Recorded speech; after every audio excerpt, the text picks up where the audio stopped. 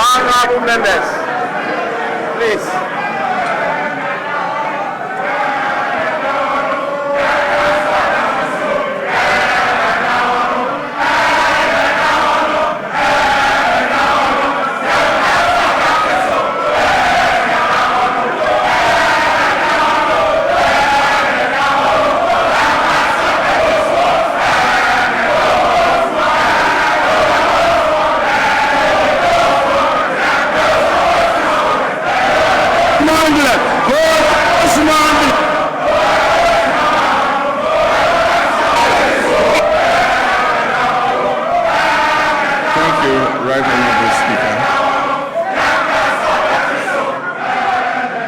Thank you, Right Honorable Speaker. Honorable members of this august House, Your Excellency, the Vice President, Jane Nana Opoku-Agyeman, Your Lordship, the Chief Justice, the good people of Ghana, friends of the media, ladies and gentlemen, and let me proceed on the protocol so well established by the Speaker and say, distinguished guests, ladies and gentlemen. It is both a profound honor and a constitutional duty to appear before this august House to deliver a message on the state of the nation as required by Article 67 of our Constitution. I do this with the perspective and through decades of public service, including my time in this very chamber as a member of Parliament representing Bole Bamboy, and my previous term of office as President of the Republic from 2012 to 2017. My journey in public service, like that of our nation, has not followed a straight path. It has been marked by periods of steady progress and then by setbacks and by determined recovery.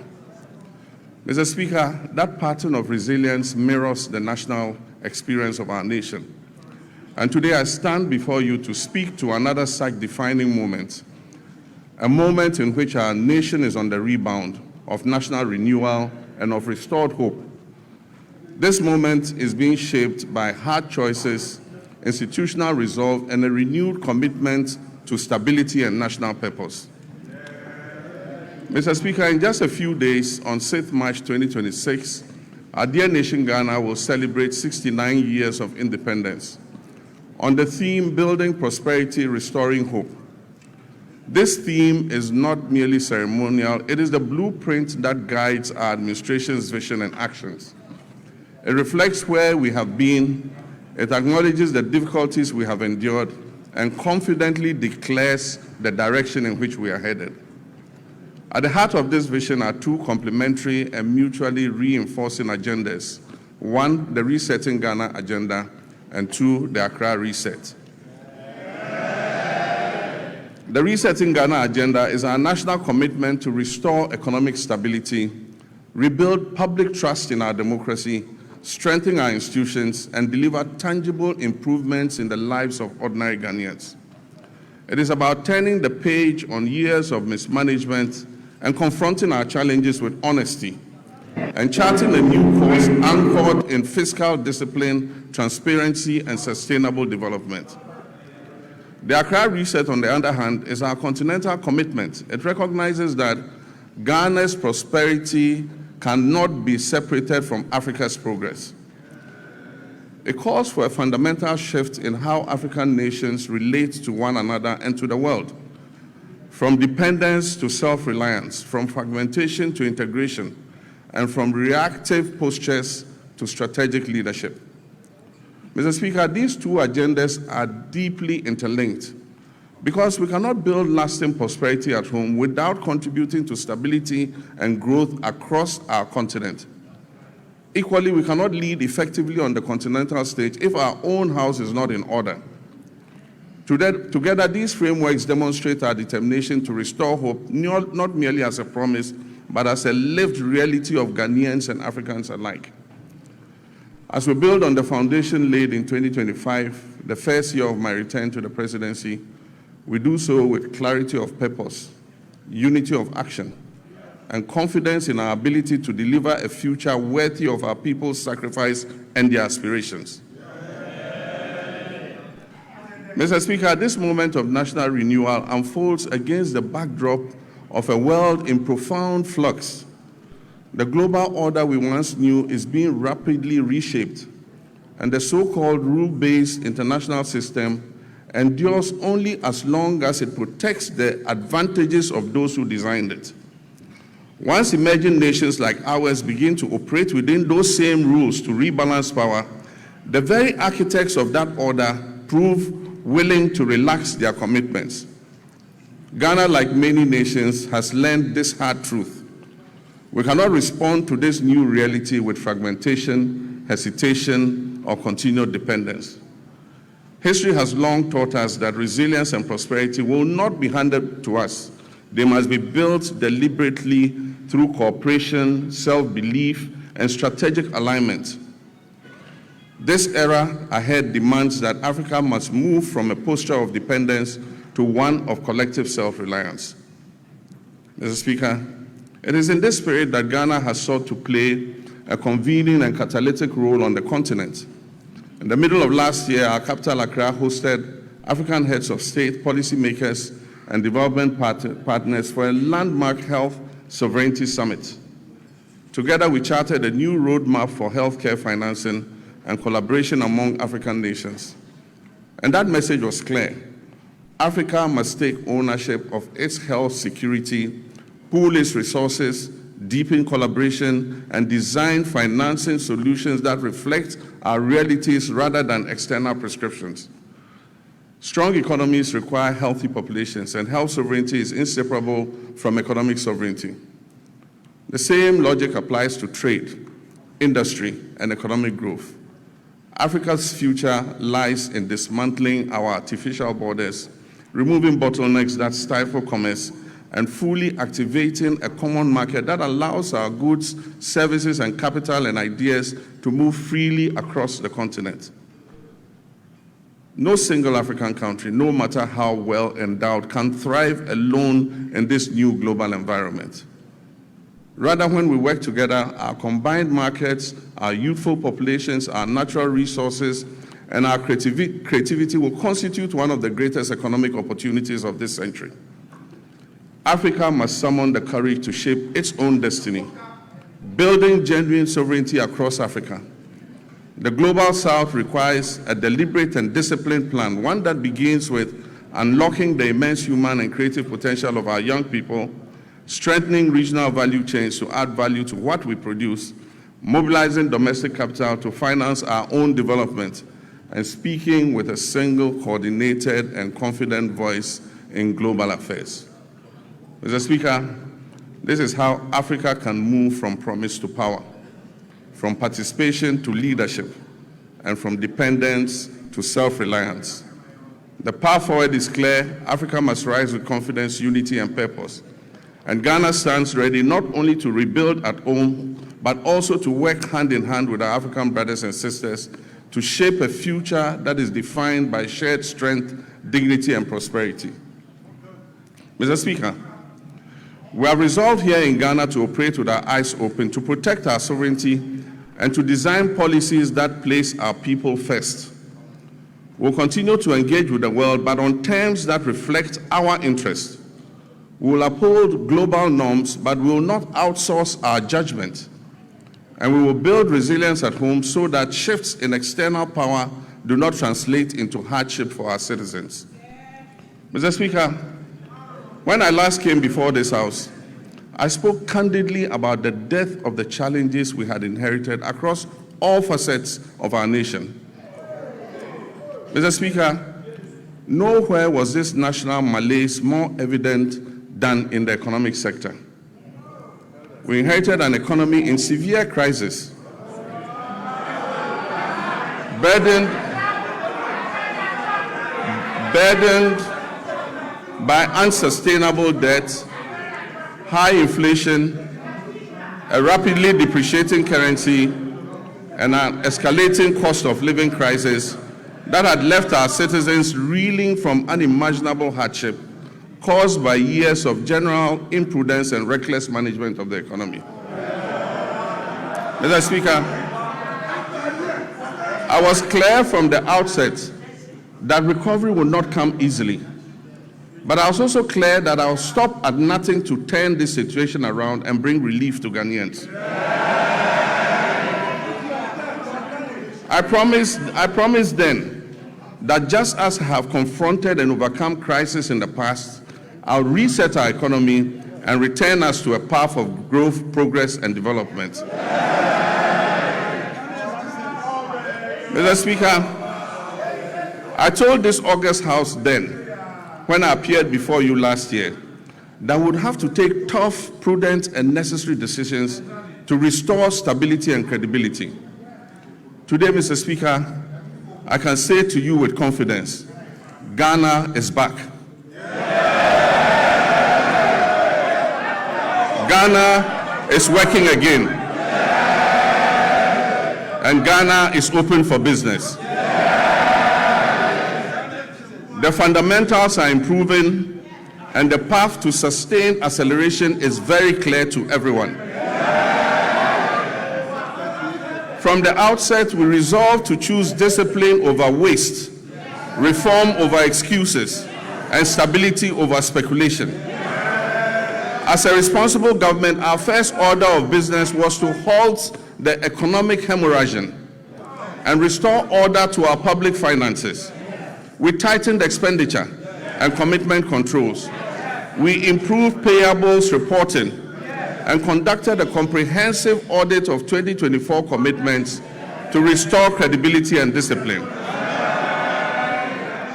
Mr. Speaker, these measures have begun to deliver some of the most remarkable economic outcomes in decades. Mr. Speaker, as we approach the celebration of our 69th independence anniversary, we do so not only with pride in our past, but also with renewed hope for our future. We are building prosperity through sound policy, responsible governance, and inclusive growth. We are restoring hope by delivering on our promises and proving that good leadership makes a measurable difference in our people's lives. The Resetting Ghana agenda is working.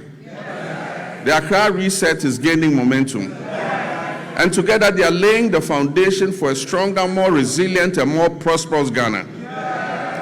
Mr. Speaker, our nation is on the runway. It is in takeoff mode. And you are all advised to fasten your seat belts.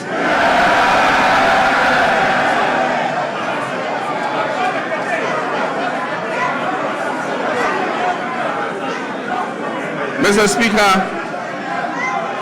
the journey continues, and the direction is set, and the hope is real. Our theme today of building prosperity, restoring hope is not merely aspirational. It reflects the tangible transformation we have delivered for the Ghanaian people. Mr. Speaker, our economy has grown significantly. In 2025, Ghana's GDP is expected to reach $113 billion, an increase from $83 billion at the end of 2024. This has placed Ghana among the top 10 largest economies in Africa. Mr. Speaker, average GDP growth for the first 3 quarters of 2025 is reported at 6.1%. But growth means nothing without discipline. Our primary surplus reached 2.6% of GDP, far exceeding our target of 1.5%. Mr. Speaker, we closed our fiscal deficit at 3.1%, well below the projected 3.8%. Mr. Speaker, this is not prudent governance. It is promise-keeping, and it has benefited households and businesses because we have borrowed less and spent more responsibly. Interest rates have fallen, confidence has returned, private businesses are breathing again. Mr. Speaker, the 19th of December 2022 will go down as one of the darkest days in Ghana's economic history. On that day, Ghana declared its inability to honor its debt obligations. we declared a debt default and placed a moratorium on both domestic and foreign debt repayments. Following this, we entered a protracted and complex debt restructuring process. Ghana's debt became a shackle on our economic progress, dragging our nation down into hardship and despair. Looking at Ghana's restructured debt profile, it is clear that those who negotiated on our behalf were only intent on kicking the can down the road, with the largest debt repayments scheduled, interestingly, between 2025 and 2028. Mr. Speaker, we confronted this crisis with action, not rhetoric. We established sinking funds, we restructured obligations, and we pursued bilateral agreements. Mr. Speaker, the result: public debt fell by 82.1 billion Ghana cedis and took our debt to GDP from 61.8% to 45.3%. Mr. Speaker, this is one of the sharpest reductions of debt in Ghana's history. Mr. Speaker, just this year, after the New Year celebration on January 2nd, when people were still recovering from hangovers, we settled a US 709 million euro bond ahead of schedule. We settled a US dollar 709 million euro bond ahead of schedule, completing the US 1.4 billion in debt service that was meant for 2025. Mr. Speaker, and the world noticed,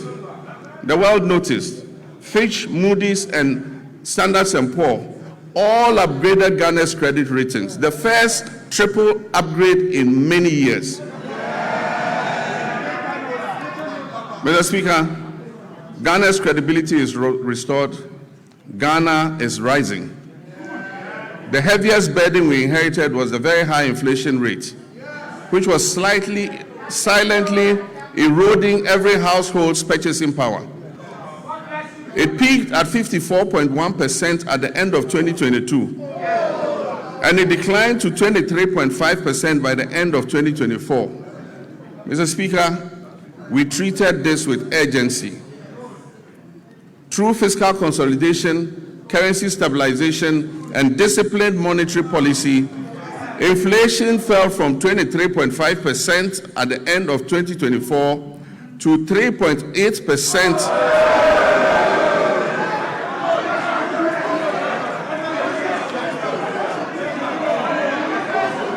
Mr. Speaker, inflation fell from 23.5% at the end of 2024 to 3.8% over 13 consecutive months by January 2026.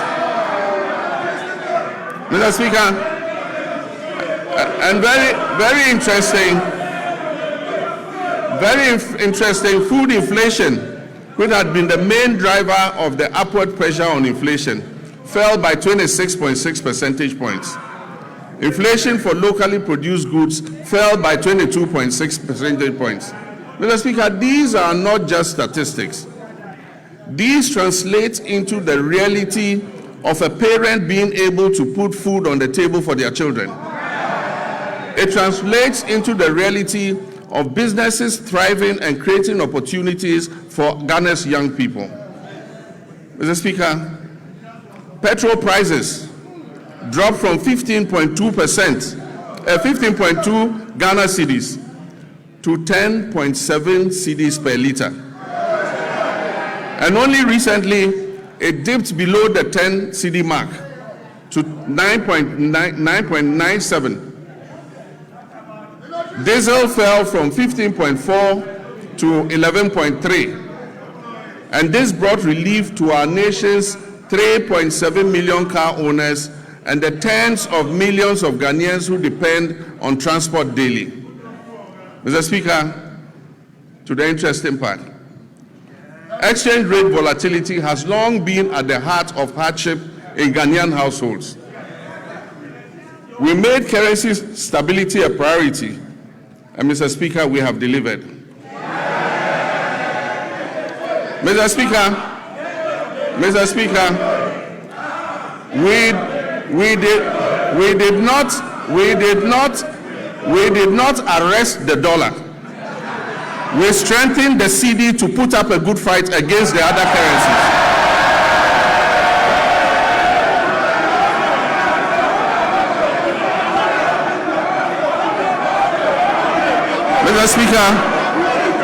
Mr. Speaker, we did not arrest the dollar. We strengthened the CD to put up a good fight against the other currencies.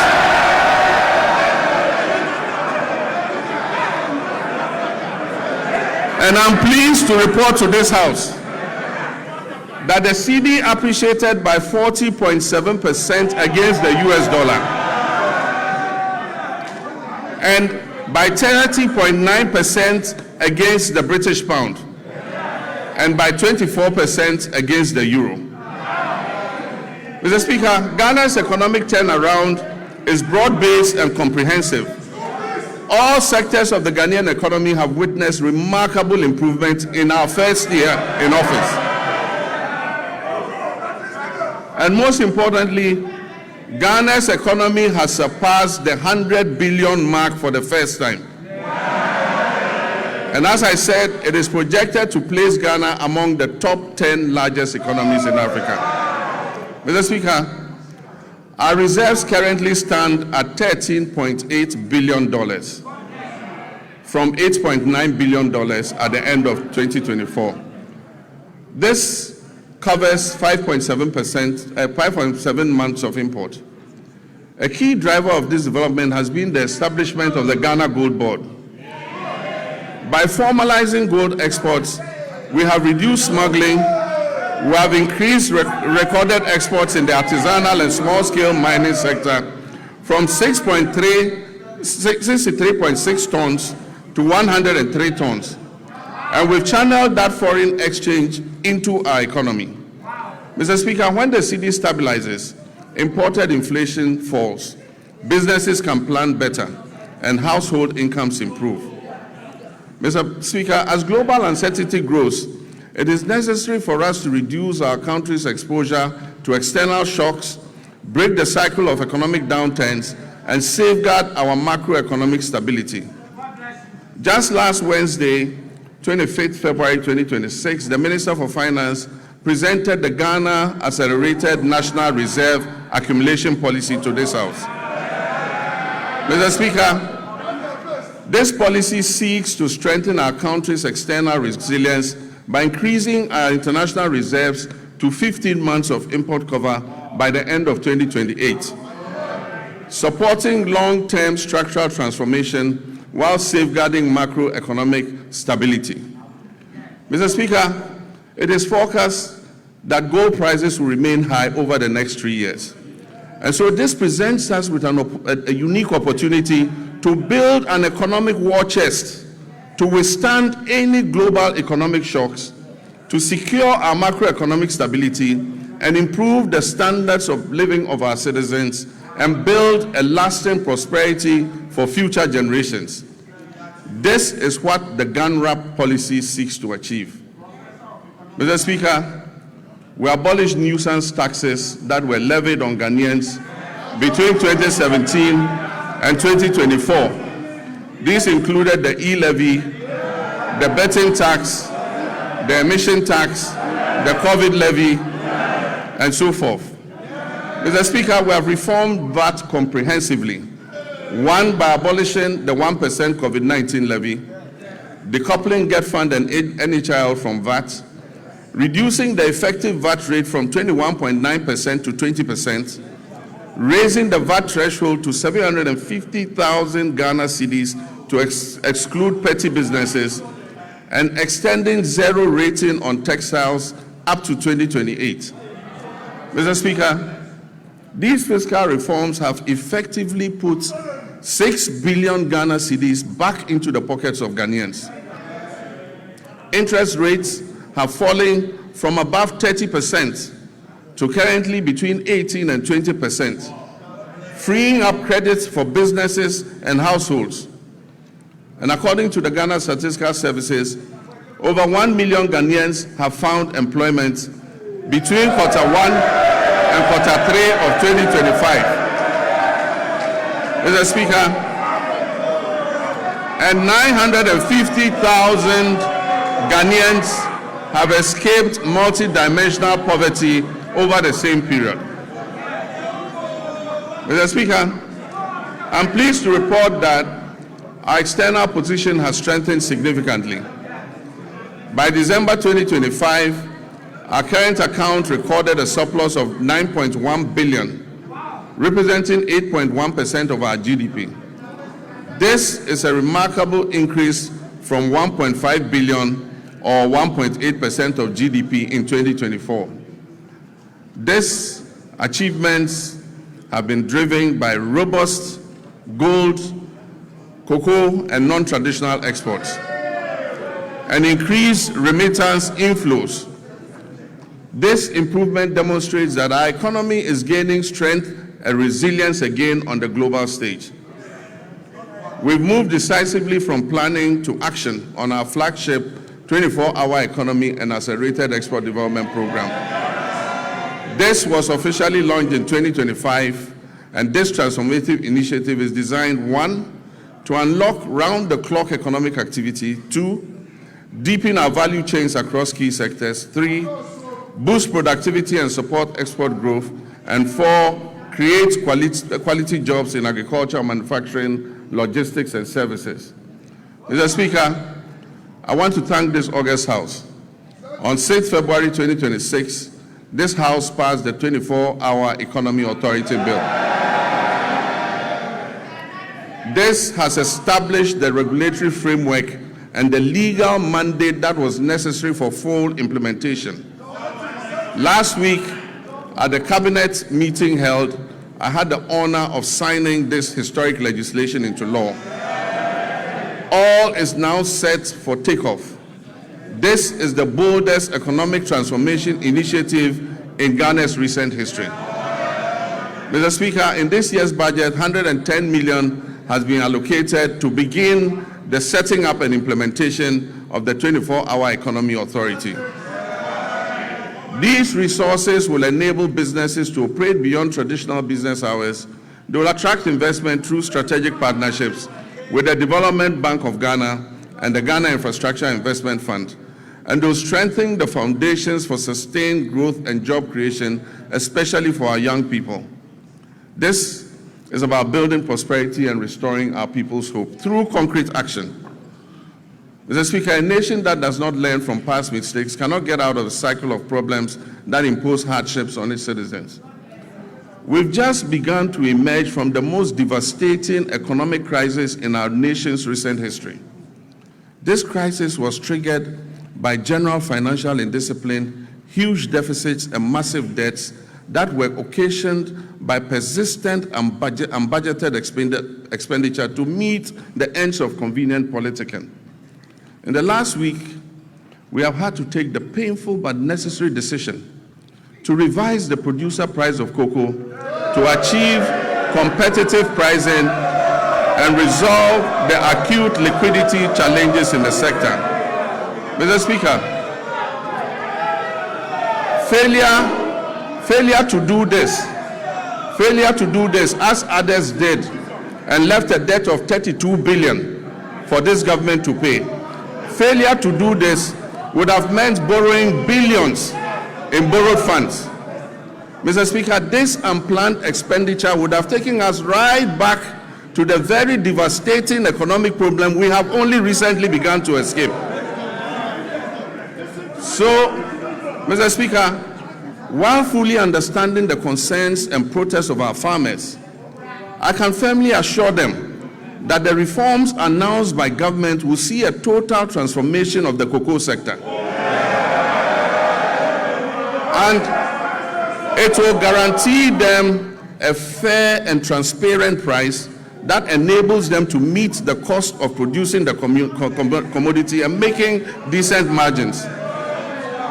Mr. Speaker, the difference between economic hardship and avoiding the same is the exercise of sound economic judgment. And I'm determined to take decisions that ensure our collective well-being and avoid the suffering of all our citizens.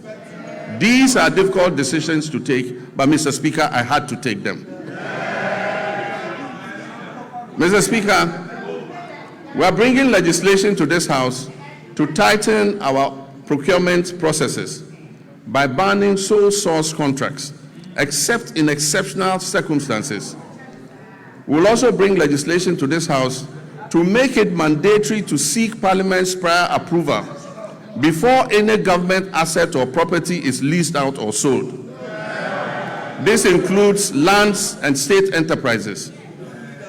Mr. Speaker, last Tuesday, I caused the Minister of Finance to lay before this House the Value for Money Office Bill. This is a landmark measure, a fulfillment of yet another campaign promise to the good people of Ghana.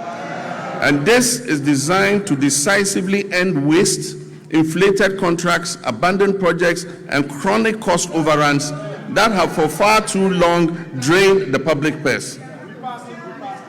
All these measures are intended to improve public trust and accountability. Mr. Speaker, in January 2025, we inherited an energy sector on the brink of collapse that had been precipitated by a severe financial crisis. The sector was burdened with a staggering debt of 80 billion Ghana cedis, strengthening the operational viability of key power producers. The 500 million World Bank partial risk guarantee, a critical risk mitigation instrument that was established in 2015 during my first term to safeguard the nearly 8 billion of private sector investment that was put into the offshore Cape Trade Points field, had been fully drawn down and exhausted due to prolonged non-payment for gas consumed. Mr. Speaker, at the distribution level, the Electricity Company of Ghana was plagued by high commercial and technical losses, collecting only 62% of the energy it purchased from generators and declaring less than 50% of its collection into the cash waterfall mechanism. Mr. Speaker, the result was severe liquidity shortfalls and power challenges throughout 2024. In the petroleum sector, years of policy inconsistency, regulatory inefficiencies, a lack of transparency, prolonged licensing processes, and unresolved legal disputes over field unitization had eroded investor confidence. Consequently, crude oil production declined by approximately 32% between 2019 and 2024. It fell from 71.4 million barrels per day to 48.2 million barrels. Mr. Speaker, I'm pleased to announce that as of December 31st, 2025, government has fully repaid and restored the entire 500 million World Bank guarantee, including interest. This has reinstated the facility in full and reaffirmed Ghana's standing as a credible and reliable partner on the global stage. Mr. Speaker, I can also announce that we are paying for every gas we are consuming today. In addition, between January and December 2025, through carefully coordinated policy actions, the government settled all outstanding gas invoices that were owed to ENI and Vitol, amounting to approximately $500 million. And so Ghana is now fully up to date with its gas consumption obligations to the Sankofa partners.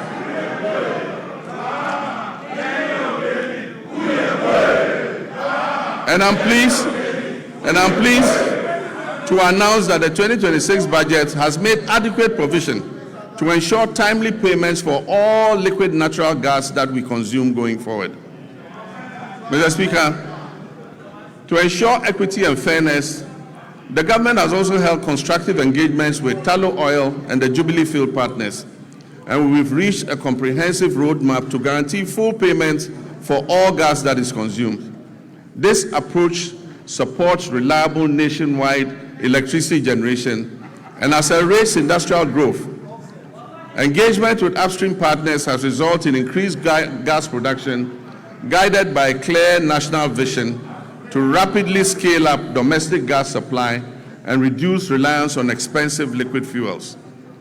Mr. Speaker, beyond clearing inherited arrears, a robust framework has also been established to strengthen monitor implementation of the cash waterfall mechanism. Another major milestone was the operationalization of the ECG's single holding account, which is overseen jointly by the Ministry of Energy and Green Transitions and the PURC. This intervention has significantly reduced revenue leakages, and it has enhanced ECG's capacity to meet its payment obligations. To address the high cost of power, the government has successfully renegotiated existing power purchase agreements.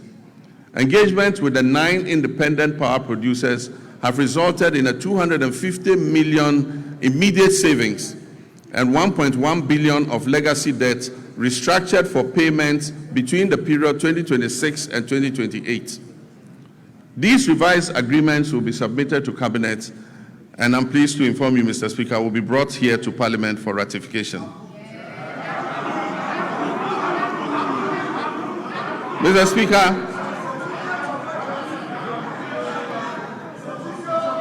under the Rural Electrification Program, 200 out of the 400 targeted communities have been connected to the national grid, with a further 100 at various stages of completion.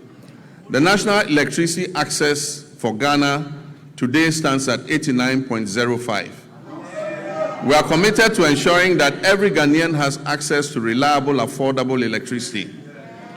It is worrying that the Electricity Company of Ghana continues to experience high power losses, with reports indicating that around 25% of generated power is lost.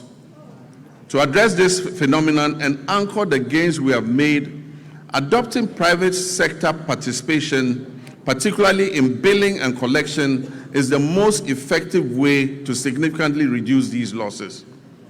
Cabinet has approved the multiple lease method for concessions in the distribution utilities, and work is ongoing to implement this critical reform. Mr. Speaker, the Bui Power Authority has completed an additional 50 megawatts of solar power. In the distributed solar sector, 30 megawatts was achieved through rooftop installations, bringing our total installed capacity to 250 megawatts of solar, and this represents 5% of renewable energy in our entire generation mix. A few months ago, I broke ground for a 200 megawatt solar power project at the Dawa Industrial Zone, with the first 100 megawatts scheduled for completion in December 2026. The Ministry of Energy and Green Transitions is constructing 35 mini-grids to serve 47 islands and lakeside communities in the Oti, Savannah, and Bono East regions. The ministry will also supply 12,000 new smart net meters from the end of the first quarter of this year, 2026. And under the off-grid solar home system for public institutions, delivery of materials for the first phase of 350 systems has commenced. It means that public institutions are going to be fitted with solar to reduce their power consumption. Mr. Speaker, as part of the last mile electrification effort to achieve 99.98% universal access by 2030, the ministry has mainstreamed mini-grids into the National Electrification Scheme. Consequently, a feasibility study for the Afram Plains North District was completed for 100 communities to receive solar power, bringing the total number of islands and lakeside communities in the Afram Plains North and South to 150 that are ready for mini-grid solar electrification. I'm pleased to announce that the African Development Bank has committed to providing $100 million to fund the construction of renewable energy-based mini-grids for these communities. Mr. Speaker, we've signed a memorandum of understanding with the Jubilee and Tenfield partners to commit another $2 billion to additional investment in the Jubilee field. This will include drilling up to 20 new wells, the first wells being drilled in more than 9 years. Mr. Speaker, there's a second memorandum of intent with the OCTP partners, that's ENI and Vitol, to commit 1.5 billion of additional investment in the OCTP field in the Cape 3 Points Block 4 contract area, among others. This agreement will significantly increase Ghana's oil and gas production, thereby enhancing energy security, domestic demand, and infrastructure development. Mr. Speaker, we're on course to revitalize the Ghana Cylinder Manufacturing Company through a strategic partnership with the National Petroleum Authority, Ghana Gas, and the Ghana Commercial Bank. This will boost production, ensure a steady supply of safe LPG cylinders, and strengthen local manufacturing. Mr. Speaker, I'm also pleased to announce to you that Tema Oil Refinery is back.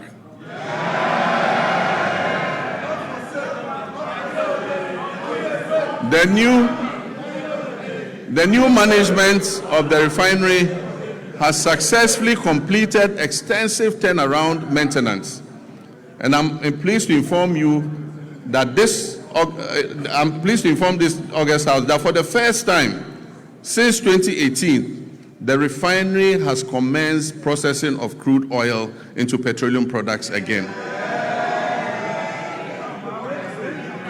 So, Mr. Speaker, let me assure our countrymen and women that the energy sector reforms continue unabated. I remain fully committed to turning around the sector, strengthening its foundations, and ensuring reliable, affordable, and sustainable energy security for our nation.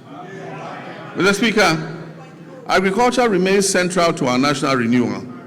Since January 2025, this administration has embarked on a decisive reset of Ghana's agricultural sector under our Agriculture for Economic Transformation agenda, with the Feed Ghana program serving as the flagship vehicle for implementation.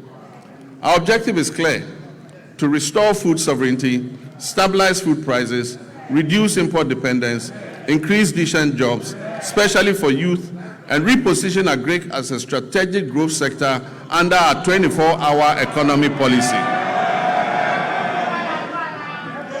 Mr. Speaker, as of January 2025, food inflation stood at 28.3%, following an unprecedented peak of 61% in January 2023. This situation placed severe pressure on households and undermined national stability. Today, food inflation has declined significantly to 4.9%, and this has provided relief to Ghanaian families and businesses.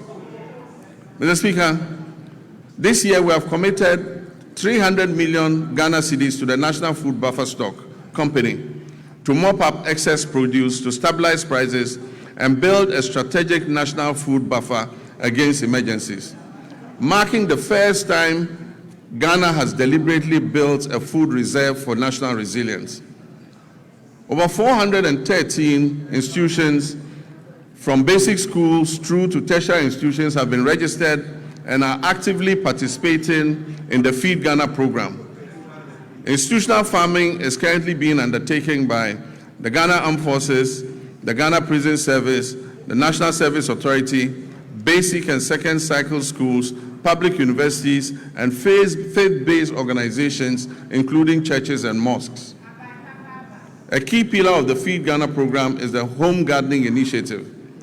Across the country, families are being encouraged to grow vegetables at home and in their communities to reduce food expenditure, improve household nutrition, and enhance food availability. The Feed Ghana program is also firmly anchored on irrigation for wealth creation. Government is deliberately shifting our agriculture from rain-fed dependence to irrigation-based farming to support year-round production and also strengthen our climate resilience.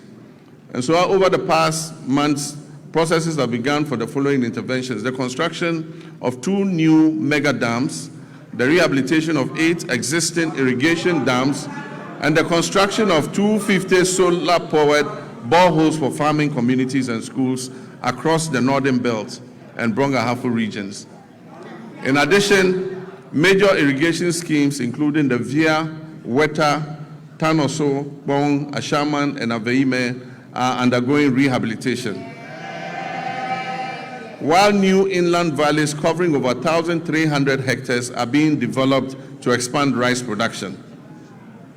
Under the Global Agriculture and Food Security Program, we've launched a 20 million agro-input distribution project to strengthen food and nutrition security across the northern Savannah ecological zone.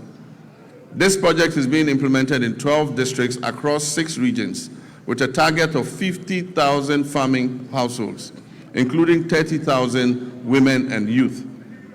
It will support the production of key staples such as maize, rice, soya bean, cowpea, granules, while promoting year-round vegetable cultivation through solar-powered micro-irrigation schemes for farmers groups and selected schools. The project is also supporting backyard and commercial poultry production, as well as the distribution of fertilizer and certified seeds to participating districts. This will help strengthen the poultry value chain. We're working to fulfill the promise of establishing farmer service centers across the country to modernize agriculture.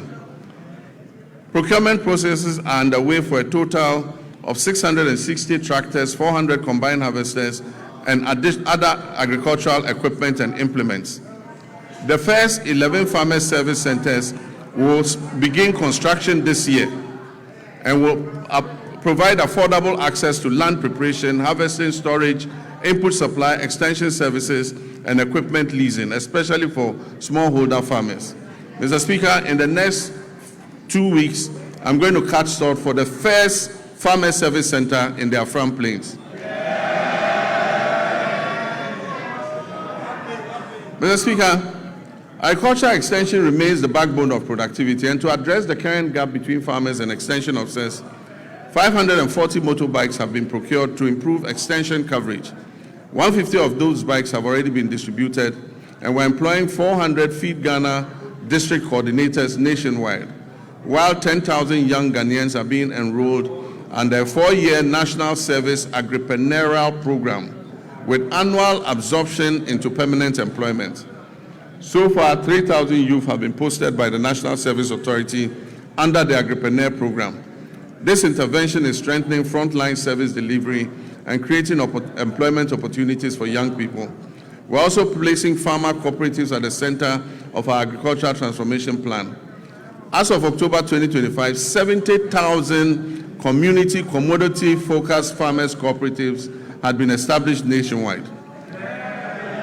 And they are serving as platforms to access inputs, mechanization services, climate advisories, aggregation, and fair market negotiation. Government is actively linking farmers to agro-industrial investments to stabilize prices, create jobs, and accelerate Ghana's journey towards food security. A major highlight of this effort is the 154 million Ghana-Italy irrigated commercial farming project to establish a 10,000 hectare irrigation model farm to produce rice, maize, soya, and tomatoes. All produce from this project will be sold locally. This intervention is strategic and designed to fast-track progress towards food security, ensure a reliable supply of raw materials for agro-processing, and reduce Ghana's dependence on food imports. Mr. Speaker, other key initiatives under the Value Addition and Agro-Industrial Drive include rice processing facilities in the Upper East and Upper West regions, poultry feed production facilities in Ashanti, cashew and onion processing facilities in Bono East. In addition, a 40-ton per day soya processing plant is being established in northern Ghana to support soya bean farmers and reduce their feed costs. The share industry is also being revived through secured export contracts and measures to protect raw material supplies. Mr. Speaker, to reduce Ghana's 300 to 400 million annual poultry import bill, Ghana has launched a comprehensive poultry farm-to-table project. These comprise 50 anchor or commercial farmers producing 4 million birds, 500 SMEs producing 3 million birds, and a small-scale Nkokon Kitinkiti backyard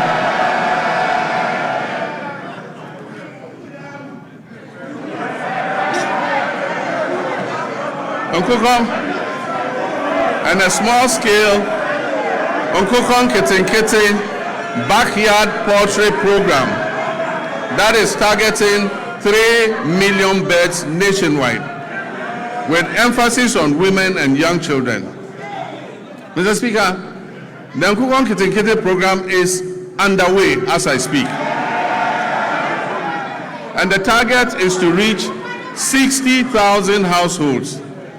Even before I launched the Nkukon Kitinkiti program, 720 beds had been distributed during the pilot phase to 13,000 farmers in 12 districts. I recently opened a poultry processing factory in Bichim to support expected production growth in the poultry sector. Mr. Speaker, education is important, and it remains pivotal to our national transformation agenda. In this regard, the year 2025 was both eventful and momentous for Ghana's education sector. I'm pleased to report that all the flagship initiatives and commitments that were contained in our Reset Agenda Manifesto have been faithfully honored during the year under review. The No Fee Stress initiative was successfully launched in Ofori, and as I speak has benefited over 152,000 young people, first-year students in public tertiary universities. The number of beneficiaries this year is projected to reach 220,000 first-year students. In collaboration with the Student Loan Trust Fund, I have good news for law students. Law students in Ghana will also be now able to access the student loan scheme to pursue their legal education. Mr. Speaker, the free tertiary education policy for persons with disability has also been launched and is now fully benefiting all eligible persons with disabilities enrolled in our tertiary institutions nationwide. Mr. Speaker, the 2025 academic year saw a stable, uninterrupted supply of quality food to all our schools under the free senior high school program. Mr. Speaker, to further deepen coordination, accountability, and effectiveness in the education sector, this Honorable House passed several important pieces of legislation. These include: 1, the Kwame Nkrumah University of Science and Technology Bill 2025, the Ghana Scholarships Authority Bill 2025, the Change of University Names Bill 2025, the University for Development Studies Bill 2025, and the Ghana Education Trust Fund Bill 2025. To enhance private sector participation in the tertiary education sector, new legislation will be introduced in this House to ease regulatory bottlenecks and remove the requirement to charter, making it optional. Mr. Speaker, basic education remains the critical entry point into our education system. It is at this level that children acquire foundational literacy, numeracy, critical thinking, and problem-solving skills, upon which all future learning depends.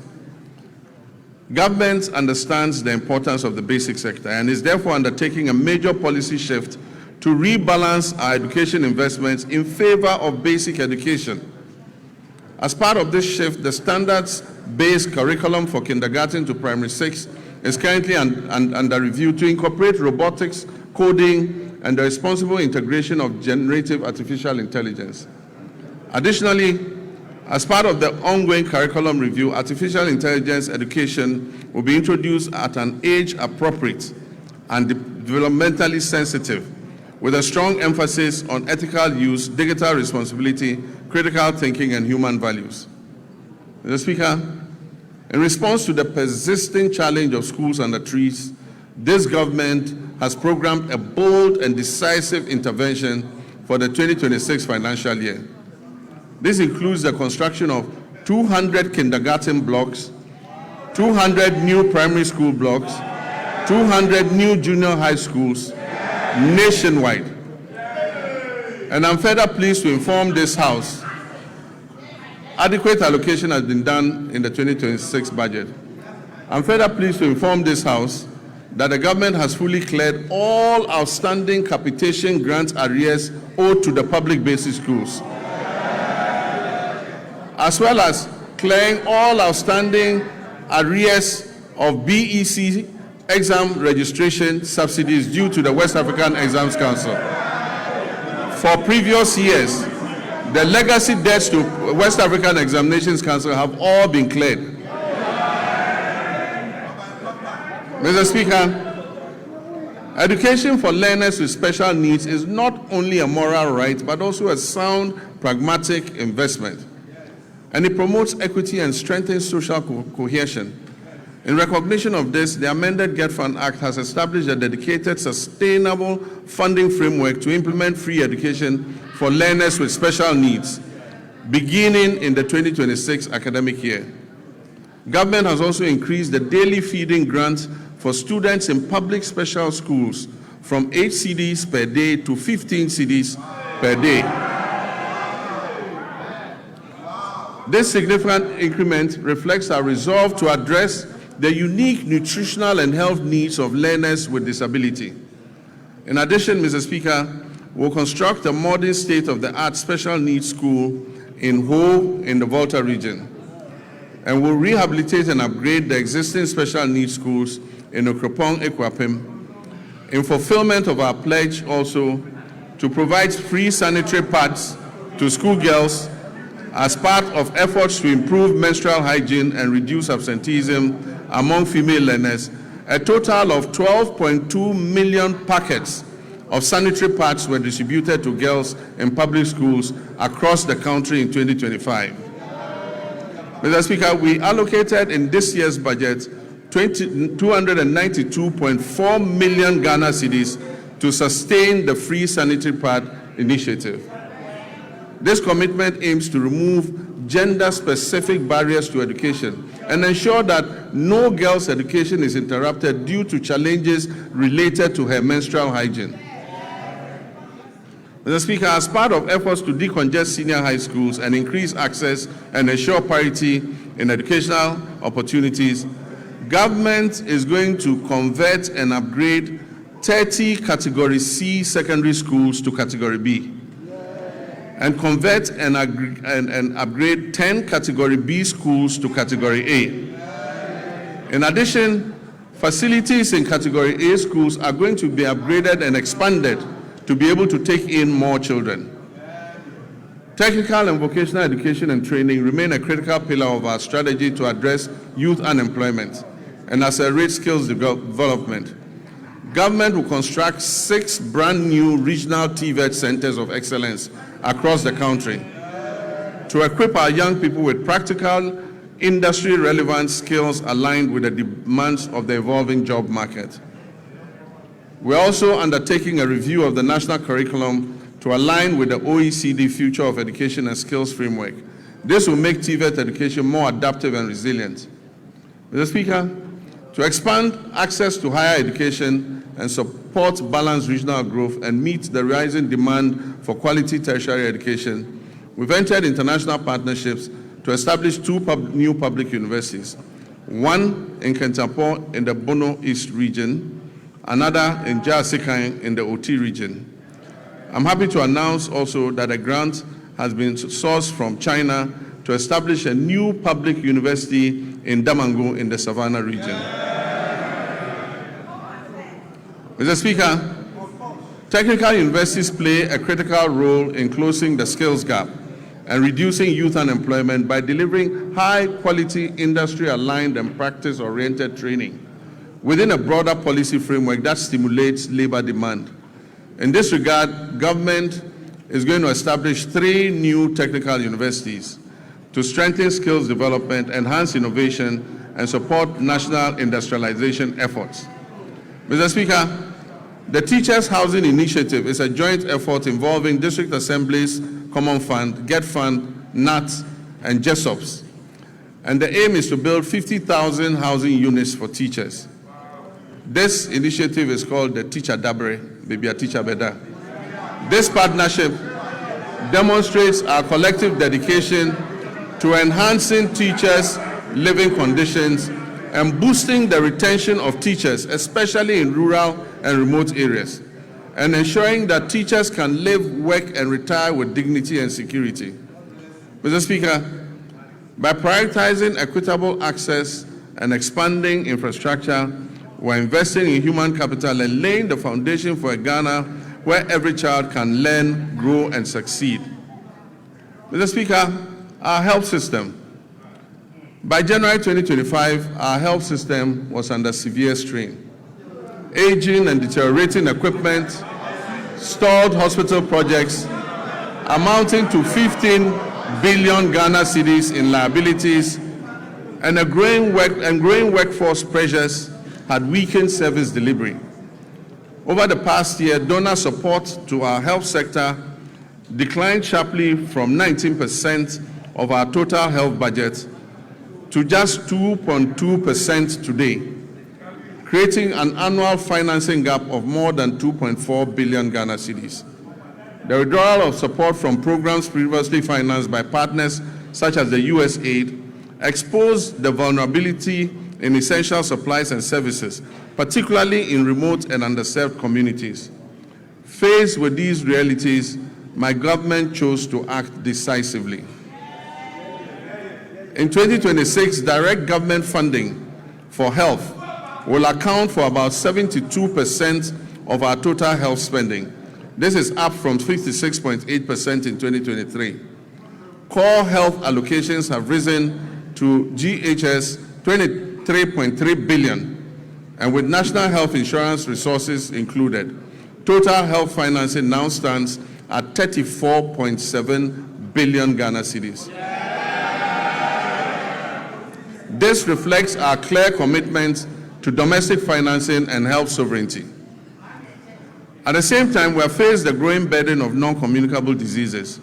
Today, non-communicable diseases account for over 40% of all deaths in Ghana and remain a major cause of household poverty. To address this, the government established the Ghana Medical Trust Fund, otherwise called Mahama Cares.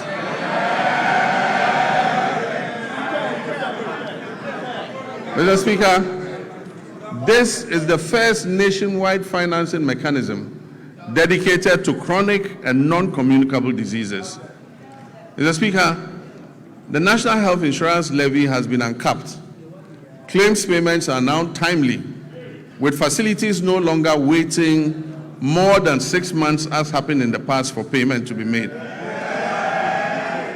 We're also finalizing measures to increase provider tariffs by over 100% to reflect the realistic cost of health treatment. As a result of the increased trust, NHIS enrollment has risen from 57% at the start of 2025 to 66% today. Mr. Speaker, Ghana's health workforce density has risen from 16.6% per 10,000 people in 2025 to nearly 42 per 10,000 today, while public sector health employment has doubled to approximately 200,000 workers. And yet, significant challenges remain. At the beginning of 2025, when we took over, 103,000 trained health workers were still awaiting placement, employment, or enrollment onto the payroll. Over the past year, 13,500 nurses and midwives, along with hundreds of doctors and pharmacists, have been absorbed into the public payroll. Nursing trainee allowances have been regularized and restored. Application fees have been reduced, and the no-fee stress initiative introduced to ease access to training has been extended. Service conditions are being implemented to boost morale and retention. Looking ahead, government will expand recruitment and take necessary action to add more health workers onto the payroll. We will also correct the maldistribution of health workers through targeted incentives for health workers who agree to serve in underserved areas. Let me use this opportunity to appeal to our gallant health workers to accept postings to our underserved areas, seeing as it is a national call to duty, while we work to ensure that they have an enabling environment to do their work. Mr. Speaker, we'll also scale up specialist and advanced nursing training to match the country's changing disease profile. New post-basic nursing programs in cardiology, nephrology, endocrinology, and oncology will be introduced. While the 2 existing ones, emergency and critical care nurses, will be scaled up. At least 30 nursing training institutions will transition to competency-based degree curriculums, supported by new scholarship opportunities for PhD-level training for nurses and allied health professionals. Mr. Speaker, on health infrastructure, my government remains firm in its commitment not to abandon unfinished projects. We'll continue to retool facilities, strengthen emergency and disease surveillance systems, and ensure that health infrastructure is properly aligned with staffing, equipment, and financing. In 2026 budget, provision has been made to commence regional hospitals in Oti, Savannah, and the Western North regions. This will expand access to quality care. Aligned with the reset agenda, we're making strategic investments in local pharmaceutical and vaccine production. The government has allocated $50 million in seed funding to the National Vaccine Institute. And in 2025, a local manufacturer secured market authorization to produce snake venom antiserum right here in Ghana. We're also finalizing steps to implement an advanced market commitment to prioritize locally manufactured vaccines and pharmaceuticals in public procurement. Production of the tetanus diphtheria vaccine is expected to commence this year through a partnership with an Indonesian pharmaceutical firm. Disease control remains our priority in our country's immunization financing. We will strengthen immunization financing. In 2025, the vaccine budget for children and pregnant women was increased by 46%, exceeding the 171 million Ghana cedis. And this enabled Ghana to fully and promptly finance all its vaccines and reduce the risk of preventable outbreaks. In 2025, we also introduced the HPV vaccine to protect young women and girls against cervical cancer.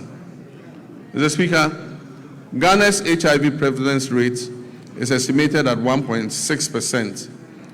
And as I speak with you, there are about 350,000 of our countrymen and women living with HIV and AIDS. Mr. Speaker, although prevalence is low, some population segments and regions have significantly higher incidence than the national average. The Ghana AIDS Commission has been tasked with ensuring the availability of testing and antiretrovirals. This year, government will fully roll out a free primary health care program, removing all cost barriers at the primary level where it is most needed, while strengthening prevention, screening, and health promotion, especially for non-communicable diseases. The Ghana Medical Trust Fund will be scaled up, and access to advanced cardiac care, including cardiac catheterization services at Tamale, Kolebu, and Komfo-Anokye Hospital, will be expanded to reduce overseas referrals and position Ghana as a center for specialized care in the sub-region, in line with our medical tourism objectives. Mr. Speaker, the Ministry of Health is expected to issue guidelines to eliminate the unacceptable no-bed syndrome. Patients facing medical emergencies must be received and given help, if even under makeshift conditions. You don't need to have a comfortable bed to save a patient. No patient must be turned away from any health facility they report to. Mr. Speaker, but in the meantime, government will expand capacity by implementing the Rich Hospital Phase 2 project to increase the number of beds at the Greater Accra Regional Hospital. We will also continue and complete the Police Hospital project, and also continue and complete the La General Hospital. Mr. Speaker, in the Ashanti region, we will complete the Sewa Regional Hospital. We will complete the Ofori Military Hospital. And we will complete the Komfo-Anokye Teaching Hospital Maternity and Children's Block. Mr. Speaker, we remain on course to build a stronger, more resilient, a more self-reliant health system for all Ghanaians. Mr. Speaker, roads are a very important sector. We inherited a burden of significant financial obligations and structural pressures in the road sector that had accumulated over the years. As of December 2024, outstanding payments on road projects financed through the consolidated fund stood at 21 billion Ghana cedis. These were certified works executed by contractors across the country for which payment had not been made. In addition, indebtedness to contractors that was lodged with the Ghana Road Fund Secretariat and awaiting payment amounted to 5.43 billion Ghana cedis. This figure excludes accruing interest charges, which continue to compound the state's financial exposure. Mr. Speaker, beyond these arrears, we inherited also contractual commitments, that is, signed contracts, totaling more than 104 billion Ghana cedis. These commitments represent signed contracts for road projects at various stages of execution, many of them without corresponding secured funding to guarantee timely completion. By the end of 2025, the Ministry of Finance and Roads had cleared arrears amounting to almost 10 billion Ghana cedis owed to road contractors. And we are steadily continuing to reduce the road sector debts. Mr. Speaker, the famous Big Push infrastructure program. This is my vision for a national infrastructure drive to restore critical national infrastructure. Naturally, the bulk of the money is dedicated to the road sector. We want to open economic corridors, create jobs, and reduce the cost of doing business. Mr. Speaker, as I speak to you, work has started on 50 major road projects that cover a distance of 1,144 kilometers.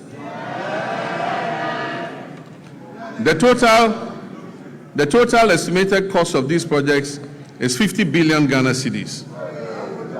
Meanwhile, government is also completing 23 projects that were awarded by the previous administration but were not paid for.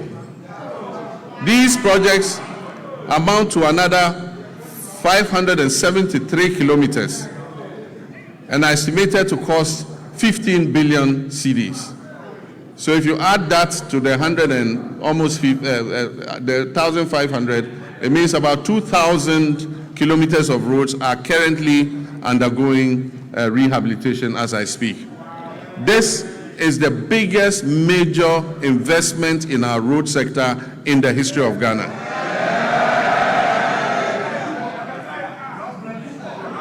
Across all 16 regions, 73 projects are advancing with significant visible progress expected by the end of the year. Some of these include Tepamaban-Goso, the Kumasi Bypass Road, Swami Interchange and Local Roads, Sunyani Outer Ring Road, Sampa Jinijini Road, Techima Nkonsia Winchi Road, dualization of Winneba Cape Coast Road, Kwau Tafo Adosu Road, Dodowa Afenyo Dawenya, Bintiri Nakwanduri, Tamale Outer Ring Road, Wenchi Sola, Sola Wa, Bole Chache, Bole Town Roads, Navrongo Tumu, Tumu Han Lora, Atimpoku Ho, Ho Denu, dualization of Accra Aflao, dualization of Cape Coast Akrade, Dadieso Akontombra, to name just a few.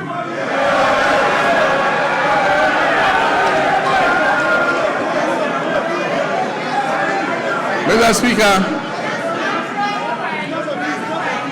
other feeder roads are Akosombo Jekiti Kudikope, Yeniam Junction Sedom, Apegusum Pakadan, Todome to Palime Gemini Road.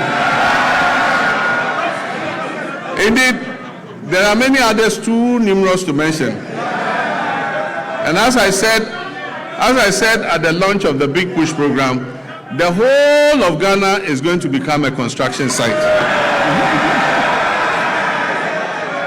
And Mr. Speaker, Ghanaians can already testify that serious road works are underway across the country. Mr. Speaker, the Accra-Kumasi Expressway will be a 198.7 kilometer, 6-lane high-speed motorway. This expressway is designed to connect Ghana's two largest cities, Accra and Kumasi, and it will reduce the traveling time between Accra and Kumasi to approximately 2.5 hours. Mr. Speaker, this new alignment will have 8 interchanges and will be Ghana's first true expressway. And so government has established the Accra-Kumasi Expressway Limited, which is a subsidiary of the Ghana Infrastructure Investment Fund, as the concessionaire that will be mandated to design, to finance, construct, operate, and maintain the expressway, with the Ministry of Roads and Highways as the contracting authority. The project delivery is structured as a long-term concession of up to 50 years. Mr. Speaker, this expressway will be Ghana's first purpose-built expressway with limited access points, so goats and sheep cannot cross at any point. Mr. Speaker, it's designed for higher speed limits and modern safety infrastructure to reduce travel time and improve road safety. Preparatory activities including feasibility studies, the detailed designs and cost assessments are currently underway. This major road construction work aims to improve mobility, safety, and trade while connecting communities to markets and essential services. Mr. Speaker, the Eastern Corridor. We aim to complete all unfinished segments of the Eastern Corridor Road by the end of 2027. Mr. Speaker, we'll continue and complete the 27.7 Accra-Tema Motorway and Extension Project. And this includes reconstructing the Accra-Tema Motorway into a 4-lane expressway with 3-lane service roads in both directions, and interchanges at Ashaman, where you have the Ashaman underbridge. It will now be an interchange. There will be another interchange at Community 18 and Teshi Link. Mr. Speaker, it also involves remodeling the Tetekwashi interchange. Construction works are ongoing and progress is at 32%. Mr. Speaker, other important projects include the Kumasi Inner Ring Road, the Volivo Bridge over the Southern Volta River, the Dambai Bridge over the River Oti, and the Adoso Bridge over the River Afram at Eche Amanfrom. Mr. Speaker, the Ministry of Roads has received cabinet approval to reintroduce road tolls on our roads and our bridges. Mr. Speaker, this time using advanced technology to improve efficiency, transparency, and avoid leakages in revenue generation. Preparatory work is underway to ensure the reintroduction of tolling operations this year. Mr. Speaker, there is no doubt that an effective and efficient transport system is integral to any economic development plan. So to improve public transport services in the country, government is supporting Intercity SCC Coaches Limited, Metro Mass Transit Limited, and the private road transport operators to renew their fleets. Currently, a total of 300 buses have been procured to improve road transport. The initial batch of 100 buses is scheduled to arrive in the country by the end of the first quarter of this year. Mr. Speaker, in fulfillment of my pledge to re-establish a national airline, a 10-member task force established to oversee this initiative has submitted a business model and operational framework to guide the selection of a strategic partner for the new national airline. And this new national airline will take off soon, inshallah. Mr. Speaker, passenger traffic handled by the Ghana Airports Company increased to 3.625 million passengers in 2025. This was an increase from 3.4 million in 2024. In response to the rising passenger traffic and congestion at the Accra International Airport's new Terminal 3, we are remodeling Terminal 2 into a dual-purpose facility to serve both domestic and international flights. So when the remodeling of Terminal 2 is finished, all the domestic flights and some of the international flights will be moved to Terminal 2 so that we ease the congestion on Terminal 3. This will improve operational efficiency and enhance the overall passenger experience. Mr. Speaker, Accra's Terminal 3 remains amongst the best in Africa. A new concourse will link Terminal 2 and Terminal 3 so that passengers arriving in Terminal 2 and having to move to Terminal 3 won't have to come out and walk. They'll go through the concourse. Mr. Speaker, Terminal 3 is going to be supported by a new 7-story floor car park. It will also have an airport hotel and retail amenities to service the passengers. Mr. Speaker, runway expansion and overlay is currently being undertaken to strengthen the Accra International Airport's runway. Mr. Speaker, we will also begin work on new regional airports in Sunyani, in Bolgatanga, and Wa. In Sunyani, the current location of the airport is not appropriate to extend the runway, and so we have to move and build a new airport at a different location. Bolgatanga, the site has been acquired and work will commence. Wa also, we have to move the airport from where it is because it almost intersects the road and the airport slopes upwards, making it inappropriate for air travel. Mr. Speaker, we are also reverting the airport in Accra, the international airport in Accra, to its original name, the Accra International Airport. Even though NLC Decree 129 was passed, no effort or nothing was done to effect the clause in the decree that said that the airport should be renamed after Kotoka. So in all international records in ICAO and IATA, that airport in Accra, the international airport, remains named Accra International Airport. Mr. Speaker,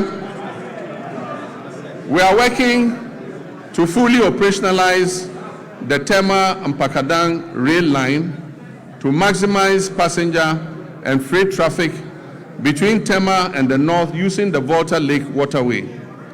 The Western and Eastern railway lines will continue to be modernized in partnership with the private sector. These projects are aimed to support the efficient transport of container and bulk cargo to and from our ports, as well as to facilitate the efficient haulage of minerals from mines in Usuta, Awaso, and Yinehing to the Takrady port, while also providing passenger transport along the respective rail corridors. Mr. Speaker, as part of the 24-hour economy initiative, a new 24-hour operation has started at Tema Port, allowing access to port services around the clock.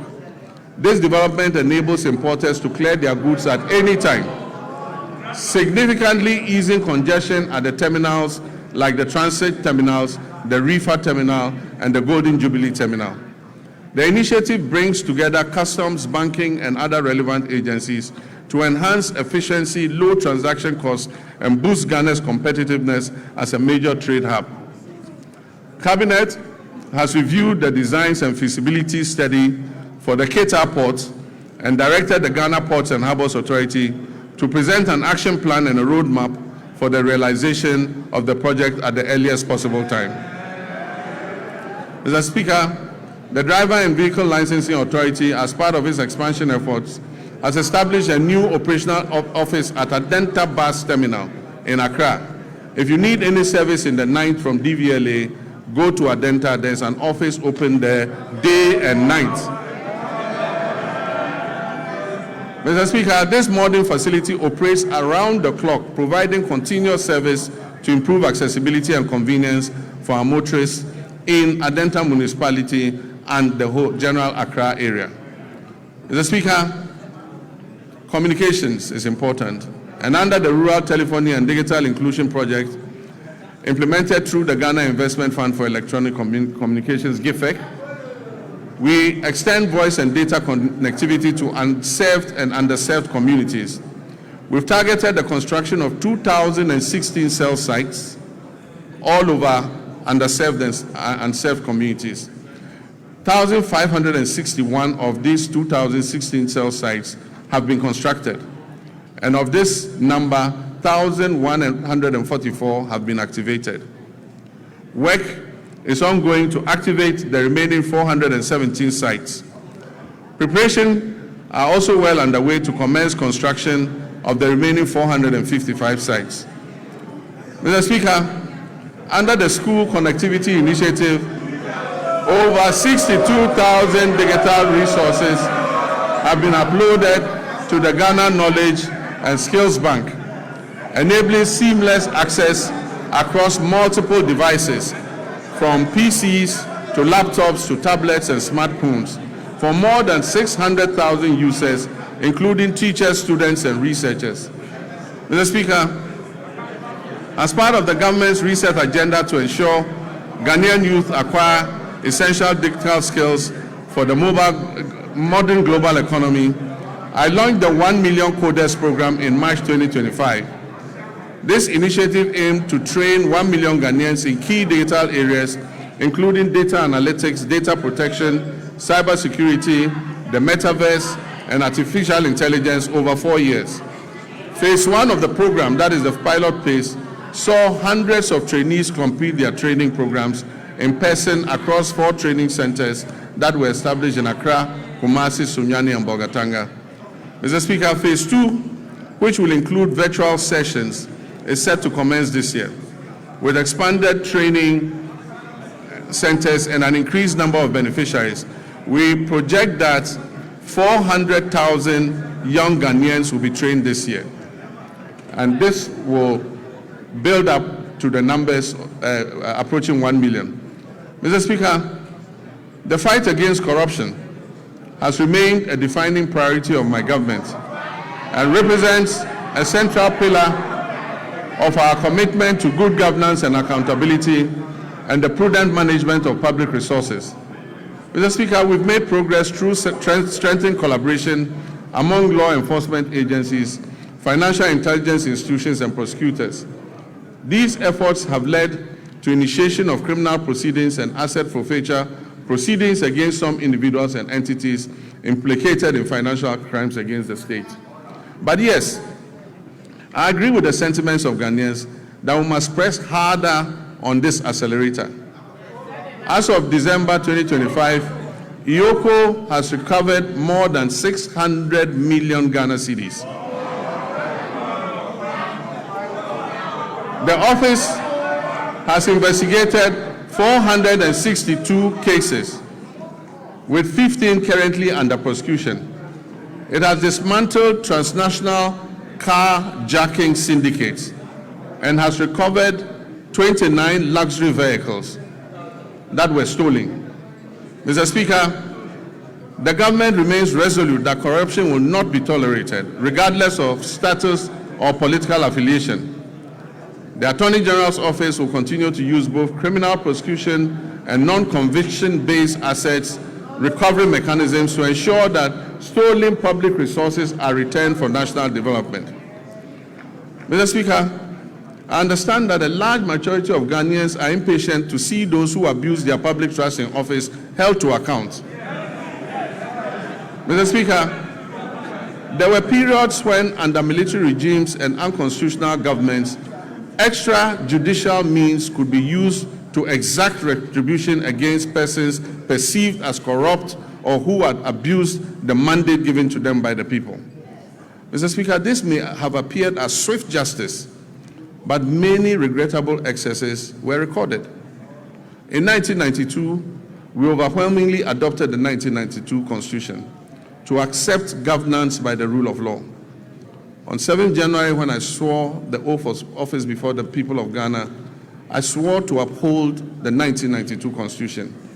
I may be as impatient as everyone else to see justice done, but painstaking investigations must be conducted, dockets must be prepared, charges must be filed, and the accused must have their day in court, including appealing even on the smallest point of law to higher courts. This process is necessary to protect us all against abuse or ill treatment of citizens, and to ensure that only those guilty of offenses against the state are punished. As President Mills of blessed memory said, he said, and I quote, "The wheels of justice grind slowly, but they grind exceedingly fine." Mr. Speaker, let me reassert my determination to uphold the accountability of public office holders to the people of Ghana. We have laid the Public Officers Code of Conduct Bill before Parliament. This bill codifies the conduct of public officers and makes breaches thereof punishable. I wish at this juncture to thank His Lordship, the Chief Justice, for establishing additional specialized high courts to address breaches identified in the Auditor General's report. Mr. Speaker, the Constitution review process was conducted in a transparent and consultative manner, drawing on input from constitutional experts, civil society organizations, traditional authorities, religious leaders, political parties, and the general public. The review committee has submitted its comprehensive report containing detailed proposals to amend the Constitution to address identified weaknesses and make it more welfare enhancing. Mr. Speaker, the Attorney General's office is working closely with relevant stakeholders to translate the recommendations into implementable legal and constitutional proposals, which will be presented to this August House in accordance with constitutional procedures.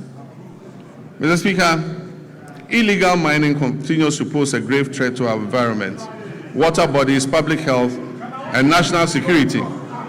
Mr. Speaker, prosecution of persons engaged in illegal mining has been intensified, with a renewed focus on dismantling organized criminal networks behind galamsey operations, rather than targeting only the little fish, low-level offenders. Mr. Speaker, in all these galamsey operations, there are big fish who never get caught. Mr. Speaker, in total, over 114 case dockets involving hundreds of accused persons are pending in various courts across the country, particularly in towns and villages that are prone to illegal mining. Specialized prosecutorial teams have been deployed to fast-track illegal mining cases, ensure the effective presentation of evidence, and pursue the confiscation and forfeiture of equipment and proceeds used in or derived from illegal mining. Mr. Speaker, when it comes to gender and social protection, my government will continue to ensure gender equality and equity, promote the welfare and protection of children's rights, and empower the vulnerable, the aged, and persons with disability for sustainable national development. Work is well advanced on the Women's Development Bank, for which a total of 401 million Ghana cedis has been allocated in the 2026 budget. The coming months will see a full rollout of this monumental policy to empower Ghanaian women and women-owned businesses economically and financially. Mr. Speaker, the Ministry of Gender and Social Protection has successfully honored all legacy leave payment cycles for 2025 and before, reaching 1.5 million people. It has also ensured the full implementation of the Ghana School Feeding Program in over 12,000 public schools across all 261 districts of this country. Mr. Speaker, the number of beneficiary peoples under the school feeding program has increased from 3,801,000 491 for the 2023-2024 academic year to 4,231,059 for the 2024-25 academic year. This program is providing gainful employment to 34,000 caterers and cooks nationwide. Mr. Speaker, in the security sector, Ghana faces evolving security threats. Our troops, services, and agencies have, however, remained firmly committed to strengthening national peace and security, which underpin our democracy, development, and social cohesion. This commitment encompasses internal security operations, international peace support missions, strategic investment in retraction and retooling and improvement in troops' welfare, recruitment, and capacity development. Mr. Speaker, two recent incidents are evidence of the increasing dangers we face as a nation. The killing of 8 of our compatriots who had gone to a neighboring country to purchase tomatoes, and just yesterday, an attack on Ghanaian fishermen in our waters by pirates reinforced the need for us to retool and adequately equip our security services. Mr. Speaker, I wish to commend the Ghana Armed Forces for conducting a successful medical evacuation of our injured compatriots from Burkina Faso. I also commend the Ghana Navy and the Ghana Air Force, the National Security Council Secretariat, the Chief of Staff's Operations Team, the MP for Ewutu Senya, the Chief Fisherman, and people of Senya Breku for the combined effort that successfully rescued all the stranded 71 fishermen who had been attacked by pirates. I've asked the National Security Coordinator to assist the affected fishermen and replace the stolen outboard motors and fishing gear. Mr. Speaker, the Armed Forces continues to play a key role in containing illegal small-scale mining through the deployment of river guards and support for the National Anti-Illegal Mining Operations Secretariat and assistance to special courts for swift prosecution of offenders. Mr. Speaker, during the year, the Ghana Armed Forces had 2,119 troops with requisite equipment deployed in various peacekeeping missions, reinforcing Ghana's reputation as a dependable and professional contributor to international peacekeeping operations. While Ghana continues to maintain an enviable reputation in international peacekeeping, we must note that many of these peacekeeping theaters where we have operated are winding down due to reduced budgets for UN peace support operations. And so as our troops return home, we must create opportunities for them to train, to remain active, and stay engaged. Mr. Speaker, beyond peacekeeping operations, Ghana continues to demonstrate its strong commitment to international solidarity, humanitarian assistance, and South-South cooperation. In December 2025, the Ministry of Foreign Affairs, in conjunction with the Ministry of Defense, deployed 54 personnel from our 14 Engineers Brigade to Jamaica to support that country with national reconstruction efforts following the devastation that was caused by Hurricane Melissa, which claimed over 40 lives. In recognition of the scale of the recovery effort and the good work our soldiers were doing in reconstructing the houses in Jamaica, government approved a request from the government of Jamaica asking us to extend the mandate of our soldiers there for another 90 days, which we approved. Mr. Speaker, to further improve operational readiness, the government will continue to invest in vital defense infrastructure and retooling. The construction of a forward operating base at Libo, situated along the Western Maritime Corridor, is ongoing. This facility aims to boost maritime surveillance and better protect offshore oil and gas installations. The Northern Border Security Project, initiated to counter terrorism and transnational crime, is advancing decisively. This project constitutes the first line of defense against any infiltration and extremist threats coming from the Sahel, and it would significantly strengthen the surveillance of our northern border. Plans are well advanced to establish 2 new military barracks in Ejumako in the central region and in Dambai in the Oti region to address emerging security concerns and strengthen the presence of the state in these areas. To further support retooling efforts, agreements have been signed to procure and deliver 4 brand new Eurocopter helicopters and 1 jet for the Ghana Air Force, aimed at replacing the aging fleet and modernizing our air capabilities.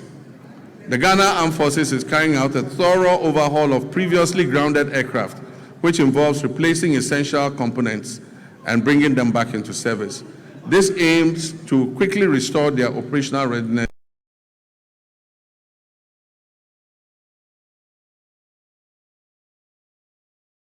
vehicles for the Ghana Armed Forces to enhance mobility and boost troop morale. It forms part of a broad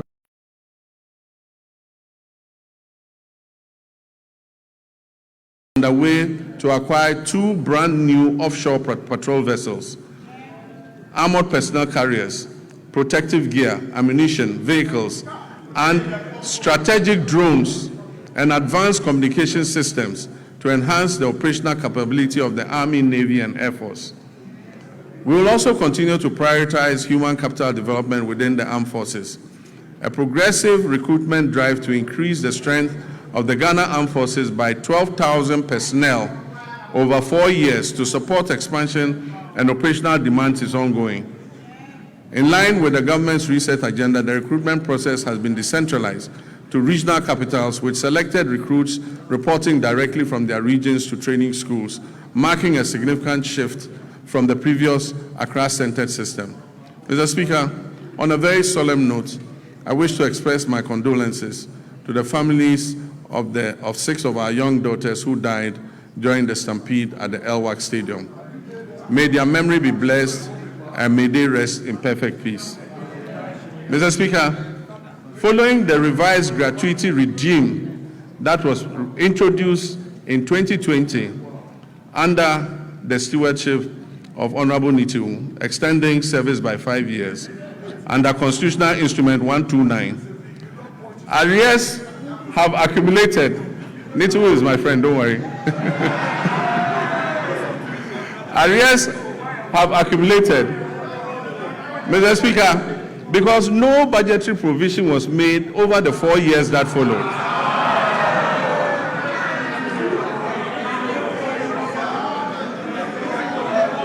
Afenyo, when we all leave politics, I and Nitiwu are going to the same place in the north. You go to Winneba. Don't worry, we are brothers.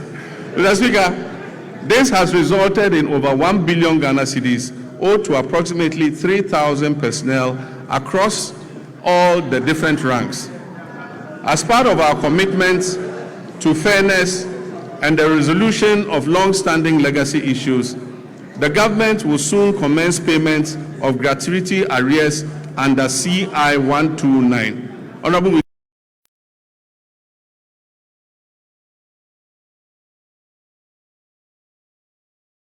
by the current military high command with the Ministry of Finance and the Ministry of Defense, a structured implementation plan has been agreed upon.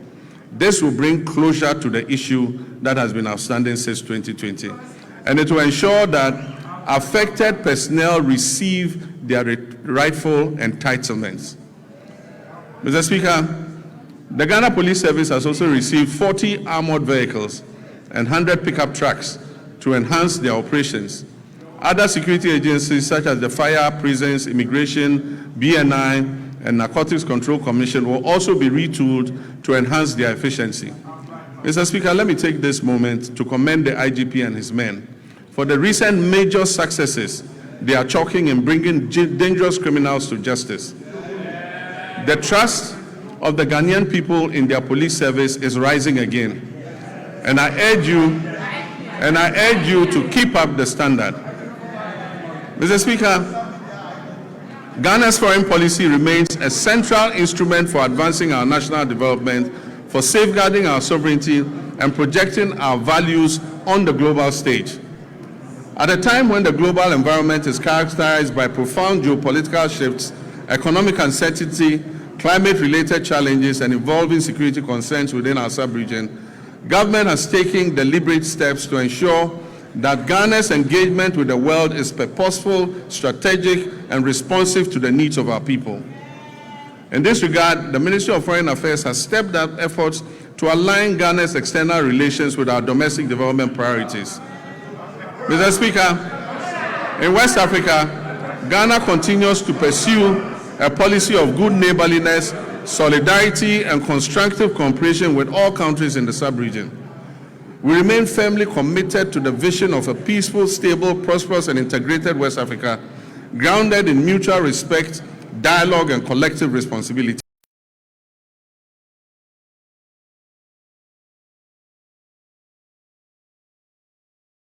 Particularly following their withdrawal from the Economic Community of West African States, ECOWAS.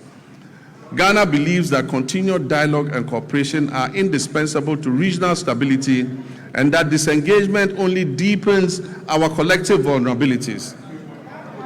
At the continental level, Ghana continues to play an active, principled, and forward-looking role in advancing the African Union's strategic priorities. Today, Ghana currently holds the following prestigious positions. We are AU champions on reparations. We are AU champions for African financial institutions. And Ghana is also the AU champion for gender equality and women's empowerment.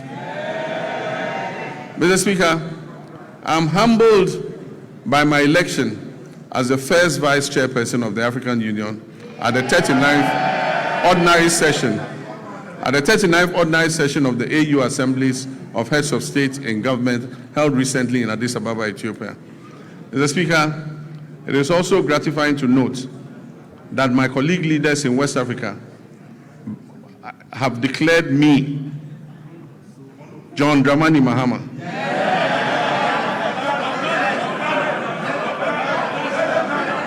President of the Republic of Ghana and Commander-in-Chief of the Ghana Opposition. They have declared me unopposed by the grace of God, sole candidate for the position of chairperson of the African Union when the rotating chairmanship returns to West Africa in 2027.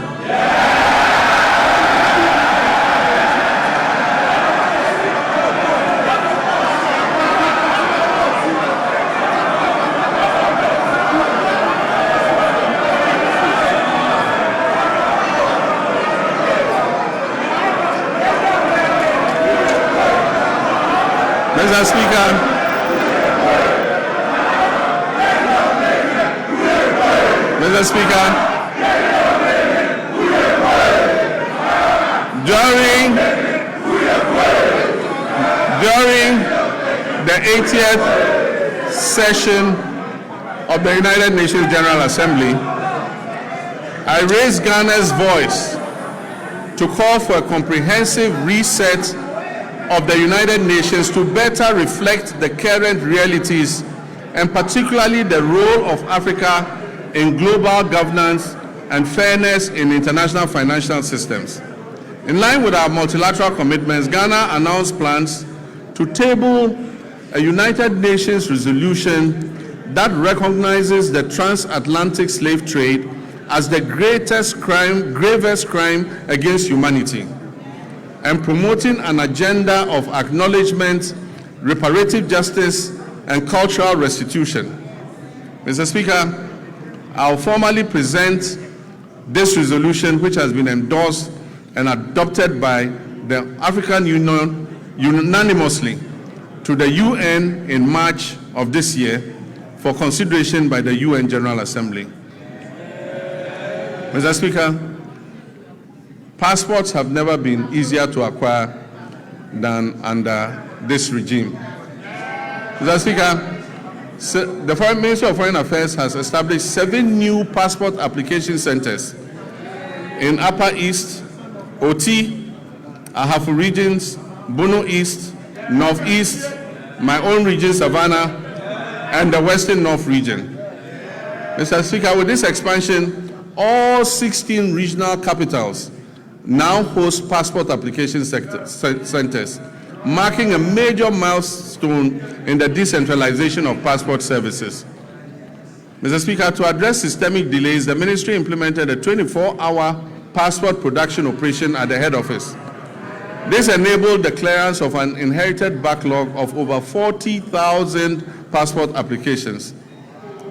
As a result of these reforms, Ghana's passport administration now operates with 0 backlog. guaranteeing passport delivery within 15 working days. If you like, try it. Apply for a new passport. Within 15 days, you will receive your passport.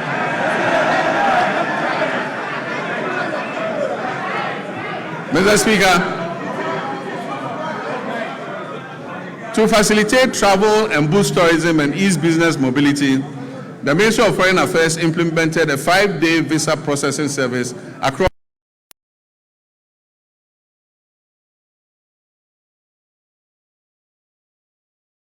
Currently, significant progress has been made in the design and procurement phase of a national e-visa platform with a targeted rollout plan for 2026. This means if you apply for visa, you apply online and the visa is approved online. You don't need to go to the Ghana embassy to apply.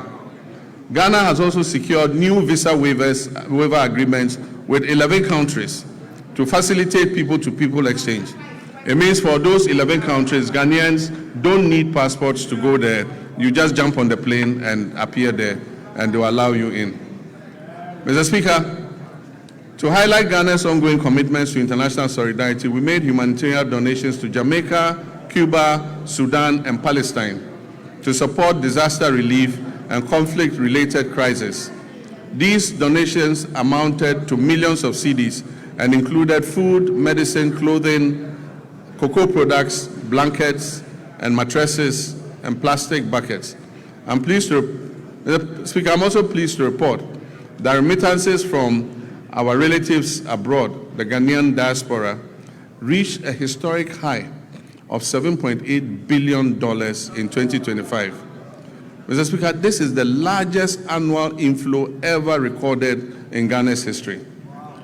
This reflects not only confidence in the Ghanaian economy, but the enduring patriotism of our citizens living and working abroad.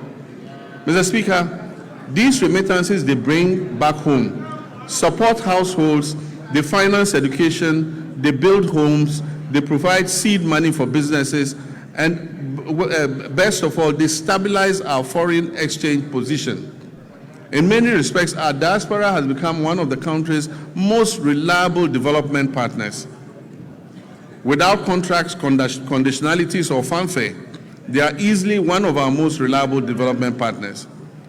We must intentionally ensure that citizenship, rather than place of residence, determines one's right to serve the Ghanaian Republic.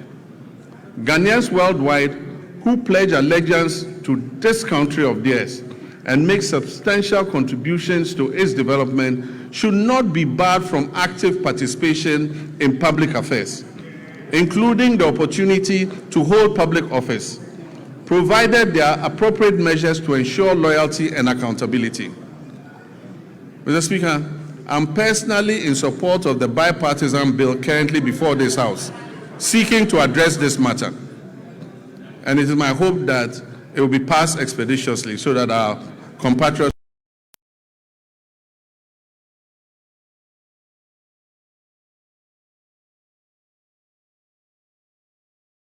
we're trying to achieve. We're implementing many policies to develop our youth capacity and to create as many jobs as possible to address the major unemployment problem. All our youth activities and job creation programs are ongoing. In 2025, 10,887 young people were trained in entrepreneurship programs and job creation under the Ejumara program.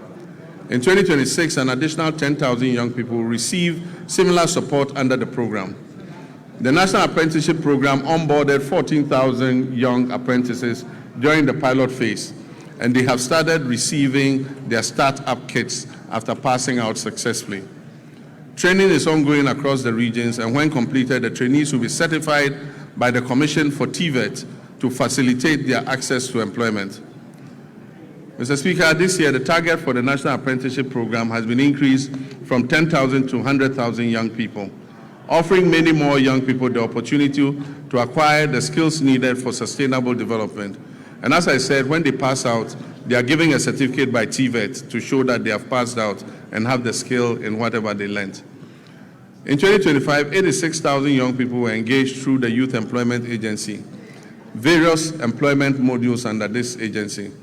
This year, I've directed the Ministry of Youth Development and Empowerment as a matter of urgency to review all the youth employment modules under the YEA to reduce duplication and ensure value for money. This is important so that we can channel the resources to the advantage of the teeming youth who are waiting for opportunity. Mr. Speaker, the National Service Authority has signed an MOU with the Ministry of Defense to commence military training for 10,000 national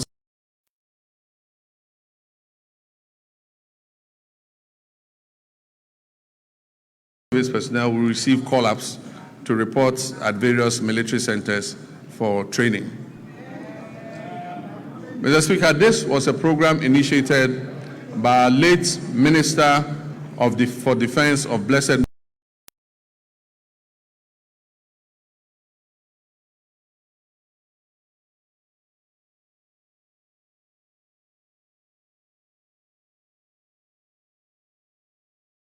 benefit of the personnel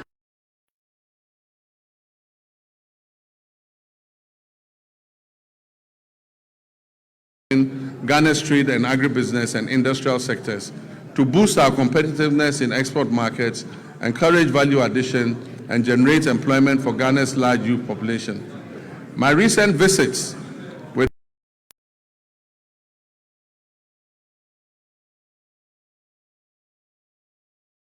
initiate expansion works on factories has convinced me that Ghana is on the right track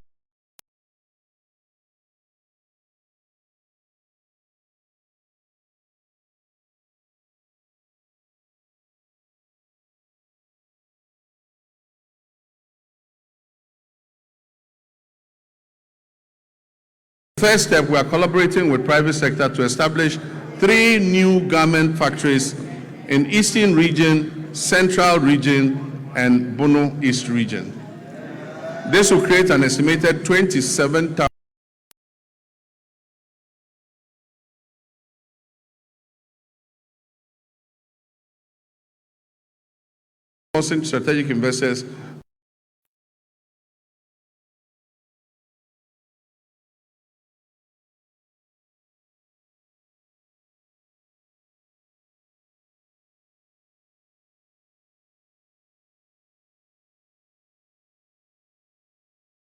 a 27.04% growth in 2025.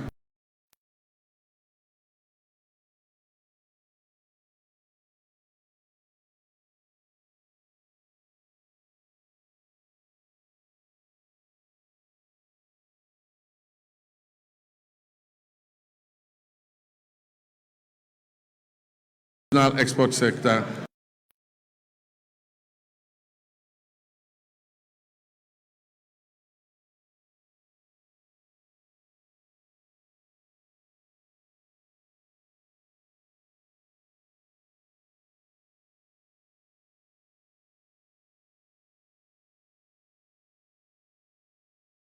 Of the overall 33.8% of industry's share of gross domestic product in 2025.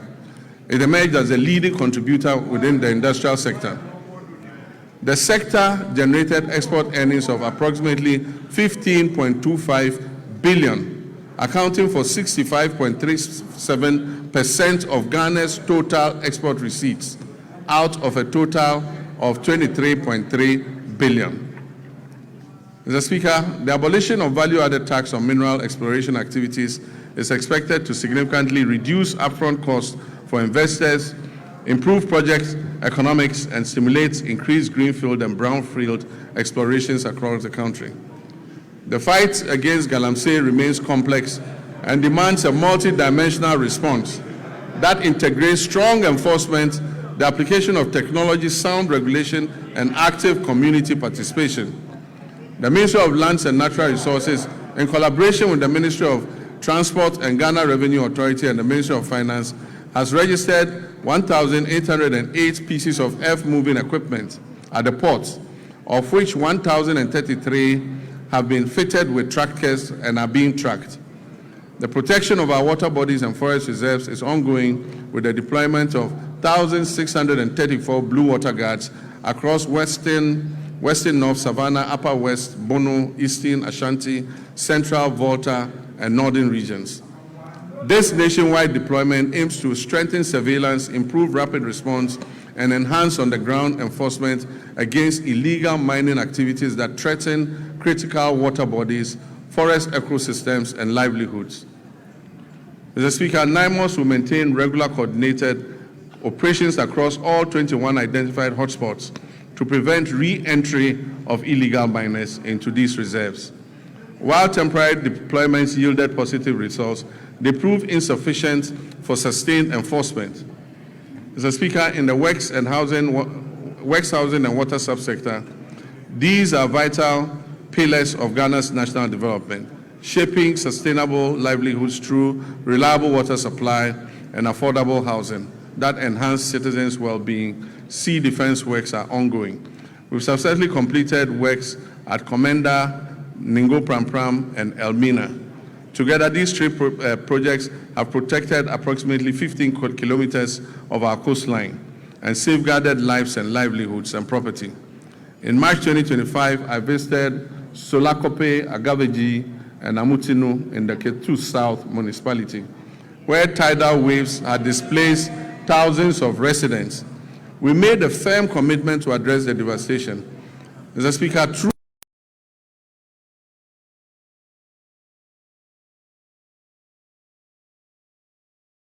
the contract, and in August last year, I officially cut short to commence the project. I'm pleased to inform this House that the project is currently 25% complete, and calm has already been restored along the coastline.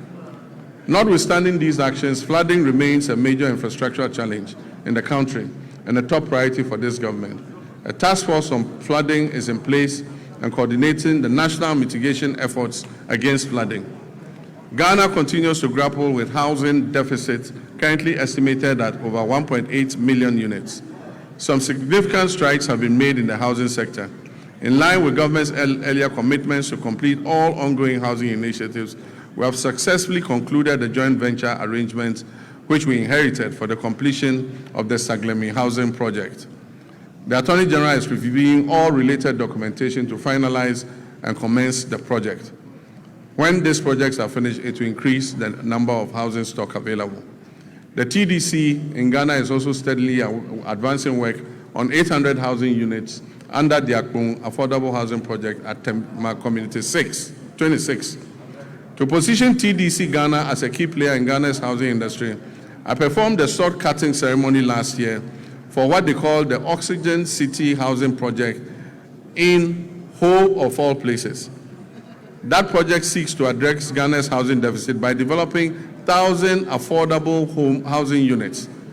We've also continued with our resettlement housing efforts for the victims of the Akosombo Dam spillage, with 251 of the planned 1,010 housing units in critical housing zones already under construction.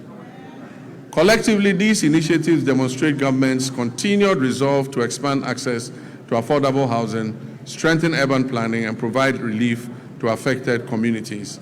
Mr. Speaker, renewable water resources are estimated at about 54 billion cubic meters, with over 70% derived from the Volta River, which is shared among 6 riparian nations.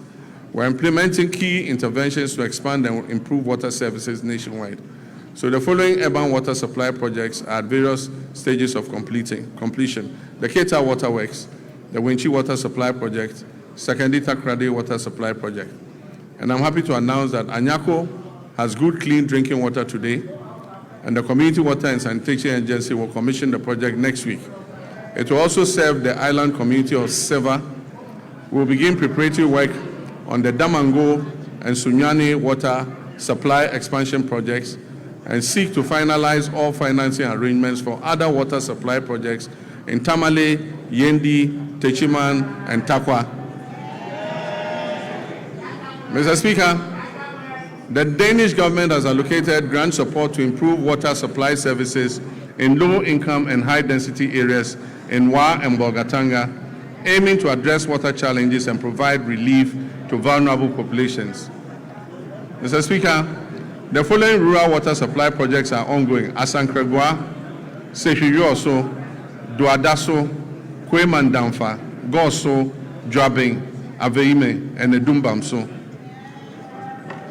To strictly follow the resetting agenda and secure sufficient funding, the Ministry of Finance has allocated 6.3 billion Ghana cedis to the District Assembly's Common Fund. This amount covers 4 quarters of the 2025 fiscal year, and it has been allocated to all 261 metropolitan, municipal, and district assemblies to execute their activities outlined in the medium-term development plans and annual action plans. Mr. Speaker, out of the amount released, a total of 4.3 billion has been dispersed to all MMDAs. The 4th quarter installment is being processed and will be disbursed soon. Mr. Speaker, all members of this House will agree with me. All members of this House will agree with me that the flow of resources to the district assemblies is unprecedented.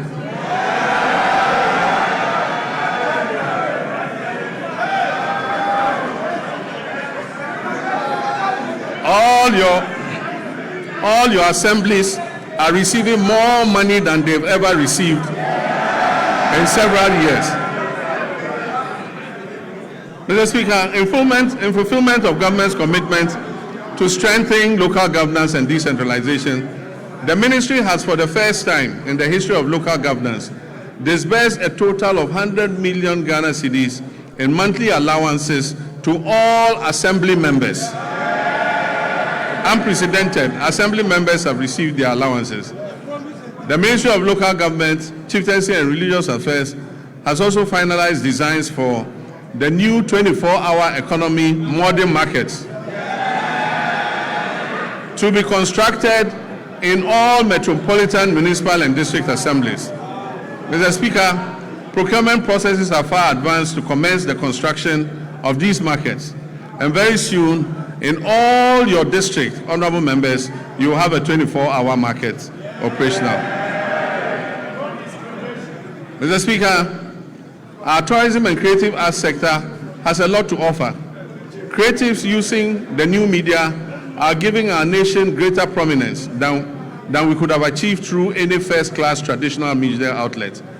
Our economy will not be built only by traditional sectors, but also by human creativity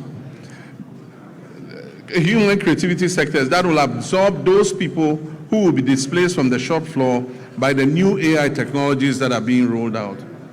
Ghana has become a favorite tourist destination because of our history, culture, our arts, our music, our fashion, and our food. Government has allocated 20 million Ghana cedis to the film sector alone. This is going to the film sector to support Kuma Wood and Gullywood and all the woods. Mr. Speaker, another 20 million cedis has been given for the other creative sectors. I believe that this injection of money will bolster our creative sectors. Mr. Speaker, I wish to assure the creative industry and the Ministry of Tourism that I'll be your personal ambassador. Efforts to bring events and conferences to Ghana. We are going to undertake the refurbishment of the Accra International Conference Center to restore it to its iconic past as the country's national and international events and conference venue. Mr. Speaker, the original contractors of the center, Enego Project Ghana Limited, have conducted a structural integrity assessment at the request of the Office of Chief of Staff and made recommendations for the facilities renovation and refurbishment. They will commence this work in the next few weeks. But, Mr. Speaker, the AICC is not enough for a country seeking to develop its creative sector and become West Africa's destination for meetings, conferences, musical concerts, and entertainment. So, working with the private sector, work will also commence this year on a befitting convention and creative events center to position Ghana as West Africa's leading hub for meetings, incentives, conferences, and exhibitions and creative events. Ghana will also begin this year the renovation of the State Banquet Hall, which has been closed for a couple of years. Mr. Speaker, this year we will strengthen Ghana's standing in the major global and continental sporting events. We will make our 5th FIFA World Cup appearance. And for us, this is an opportunity to boost national branding and the economy beyond just sports. Mr. Speaker, supporters and other people interested in going to support the team would have to submit a visa request to the American Embassy. We are being told that we must ensure that supporters who go return on the visas. It has taken a lot of work to restore Ghana's 5-year non-immigrant visas and take us off the ban list. It is my hope that this event will not send thousands of Ghanaians to America and get us back on the ban list. Mr. Speaker, the Black Queens will compete at the 2026 African Cup of Nations, Women's African Cup of Nations, building on their bronze medal finish in Morocco. At the youth level, Ghana will participate in the 2026 Youth Olympic Games in Dakar with a multidisciplinary team aimed at strengthening long-term elite pathways. We'll also compete at the Commonwealth Games 2026 in Glasgow, reinforcing Ghana's presence across the Commonwealth sporting landscape. Mr. Speaker, as a member of the Ghana Journalists Association, I've been deeply concerned about the abuses suffered by journalists at the hands of some of our errant security personnel. I've asked the leadership of the security agencies to take firm action and to reorient their men and women on the need to be accommodating to journalists who are only doing their job of keeping citizens informed. I've also been concerned about the state of our state-owned media, most of which have suffered from historical underfunding and grappling with deteriorating infrastructure and facilities. I recently toured these media houses to learn about their challenges at first hand, and we're currently putting together a revitalization plan to leverage their valuable assets and re-inject life into their operations. The reintroduction of the Media Development Fund is also being reconsidered to support the Ghanaian media. Mr. Speaker, as I conclude, during my recent trip to Zambia, we saw what a united Ghana can achieve on the global stage. A simple mislabeling of our culture could have reduced us to a punchline. Instead, we moved with speed and confidence. We corrected the record. We turned what was supposed to be ridicule into reach. We turned confusion into connection. We turned what could have been a negative social media trend into a handshake of friendship with our Zambian brothers and sisters. Mr. Speaker, for most people, that episode was just a fleeting social media frenzy. Yet it served a greater purpose. It showed a nation that understands its brand equity. It showed citizens aligned around a common identity. It showed a country that knows who we are and refuses to be defined by others. But let us be honest, unity in moments of cultural pride has proved easier than unity in moments of political disagreement. If we can mobilize that same collective resolve for our development agenda, we will see real progress. And that mobilization is possible because we are the descendants of a people who united against political subjugation. We resisted economic exploitation and we fought colonial oppression. Mr. Speaker, our pursuit of national development today demands that same unity of purpose. We must reject misrepresentation and distortion that detract from our collective progress. We must guard our development as firmly as we guard our cultural identity. We must act as one people with one purpose. Mr. Speaker, in public life, there is a simple maxim we're all very familiar with, and it says that the buck stops with the president. Mr. Speaker, I not only agree with this. Every day I hold office of president, I live by that statement that the buck stops with me. The ultimate responsibility for the direction of this nation rests with the office that I hold, and I'll never shirk that duty. But nation building is not merely a question of who provides the strategic direction and who bears the final responsibility. It is a long chain of efforts that carries intent into reality, from policy conception to laws enacted, to resources mobilized, to services delivered, to value created on farms, in workshops, in classrooms, in markets, and in enterprises across our land.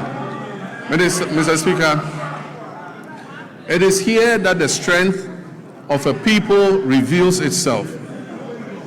It is in the countless acts of competence, integrity, and industry by citizens of every calling whose work turns national purpose into lived reality.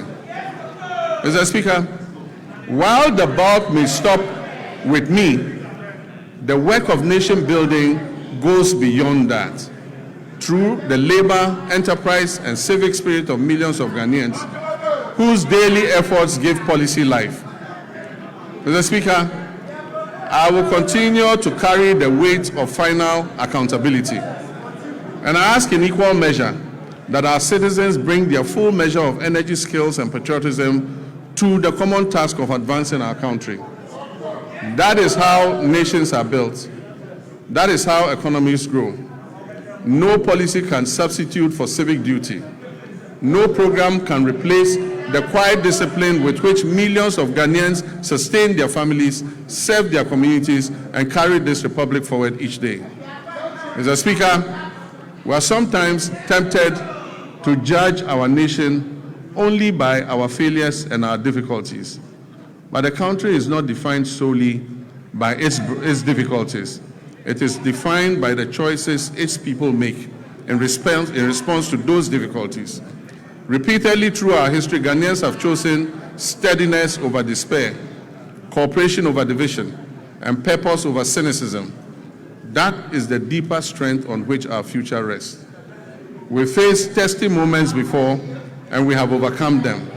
We've gone periods of economic strain, transitions that have demanded much from our citizens and our public servants alike. And Mr. Speaker, there's an African proverb that says, however long the night is, the dawn will break. Mr. Speaker, the dawn is breaking for Ghana. The moment we are in requires not only endurance, but also action. It reminds us that renewal belongs to those who prepare for the morning, while others still speak of and look back at the darkness. For Ghana today, that dawn is not a promise we must recite. It is a reality we must build into our institutions, into our economy, and in the ethics of responsibility we pass on to the next generation. So let us live each day mindful that the Republic is larger than any one political party, any office, any individual. This Republic belongs equally to the farmer, the trader, the teacher, the nurse, the artisan, the entrepreneur, the parliamentarian, and the young citizen, and the elderly retired personnel. Mr. Speaker, each of these people has a stake in our nation, and each one has a duty. Each has a claim on the future we're shaping together. Mr. Speaker, nations endure not because they are spared trial, but because their people refuse to surrender to trial. Ghana has been tested before. We did not surrender. We will not surrender now. And so with gratitude for how far we have come, and with the resolve for the work ahead, I say, Mr. Speaker, the state of our nation is resilient, the state of our nation is renewing, and our nation is firmly in the hands of its people. Our nation is on the brink of takeoff, and so ladies and gentlemen, passengers, fasten your seatbelts. I thank you for your attention.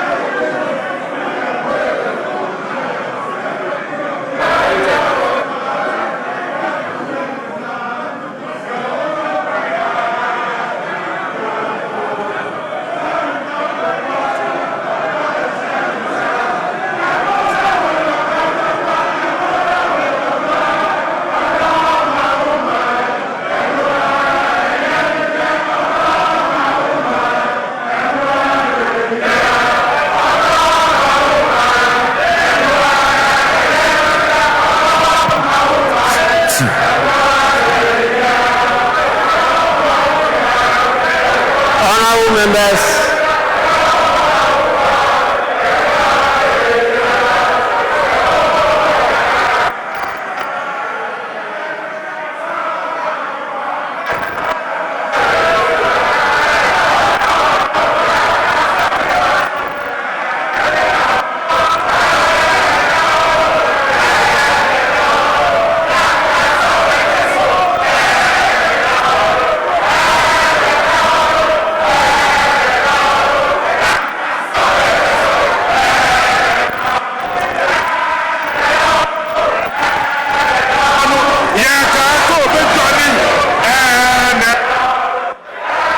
Honorable members.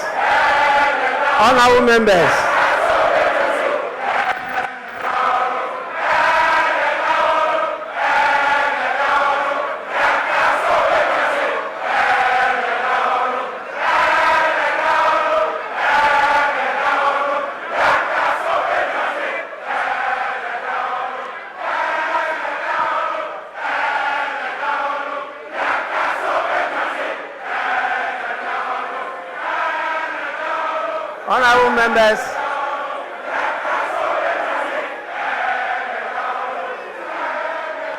Honorable members.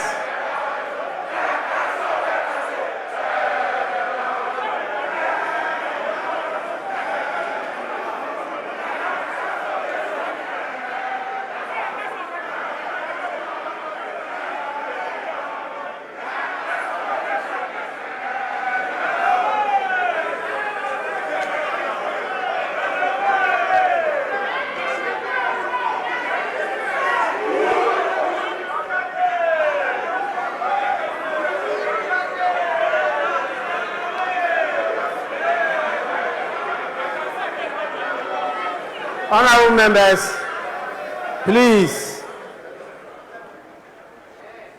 Honorable members, you know we are in this together, and you understand as accomplished parliamentarians that when the speaker is on his feet, every other person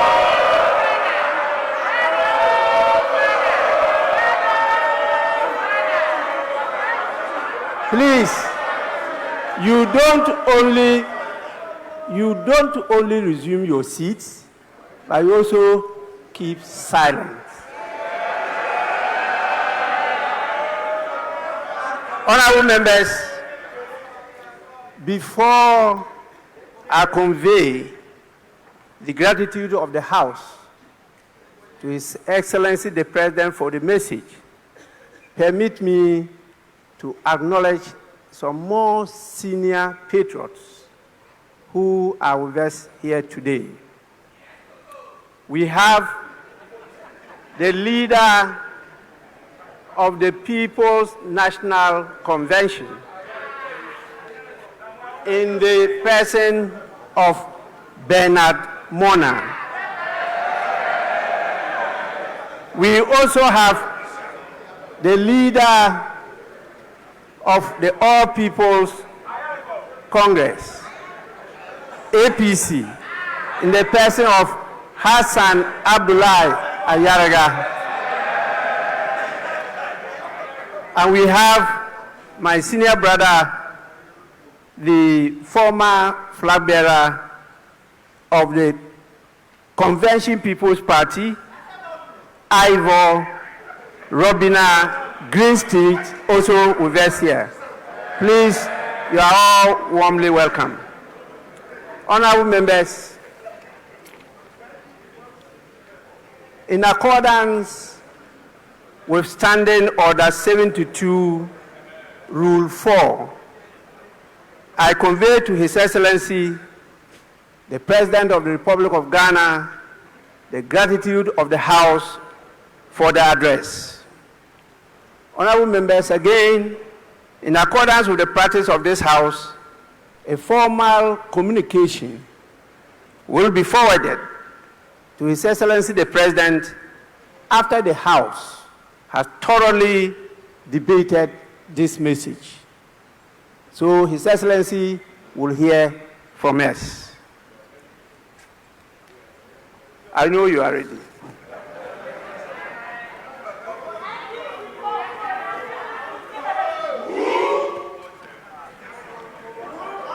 Honorable members, we, by our rules, are to sit for 5 hours per sitting. When it's not up to 5 hours, the motion for adjournment has to be moved. And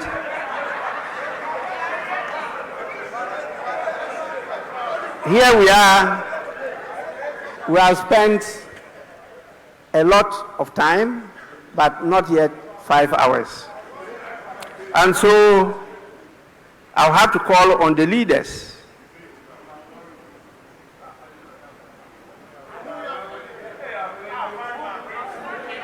starting with the minority leader. And honorable members, in consultation with the leaders, I'm giving each of them 5 minutes. 5 minutes. Please, we'll hear you for only 5 minutes. Then after that, I'll put the question for adjournment. Yes, minority leader. Speaker, with respect, let me thank you for the opportunity and thank Mr. President for living up to this constitutional obligation. But Mr. Speaker, what the President failed to tell the people of Ghana is that 1 year in government, he's still acting with slogans, no action. Mr. Speaker, electricity tariffs have skyrocketed and Ghanaians cannot afford electricity. We have thousands of Ghanaian youths who are, Mr. Speaker, can they be quiet and listen? Because if they misconduct themselves, we'll do the same thing to their leader. Keep quiet. You can't take away my time. If you don't keep quiet and listen to me, your leader cannot speak. If you don't know, I'm telling you. Mr. Speaker, thousands of Ghanaian youths were dismissed through a letter by the Chief of Staff. It's part of the State of the Nation.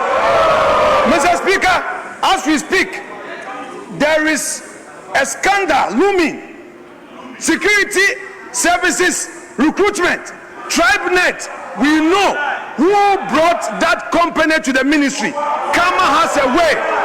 And we, the minority, will pursue the person and make sure there's full disclosure.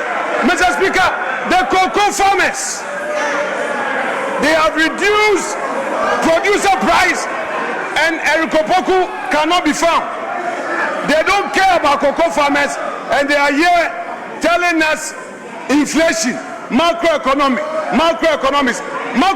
is ready. Macroeconomics is ready. Mr. Speaker, Galamsey continues.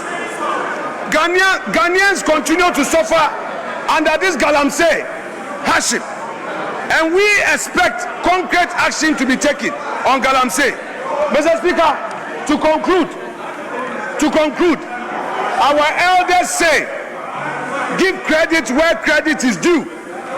Mr. President is telling us today that some gains have been made. Those gains through this gold for reserve. Mr. Speaker, the gold for reserve policy, what they have failed to tell Ghanaians is that the Baumia that they attack, Mr. Speaker, the Baumia that they attack, the Baumia that you attacked is the brain brainchild of this policy. Mr. Speaker, I would want to urge the government, give to Bawumia what belongs to Bawumia.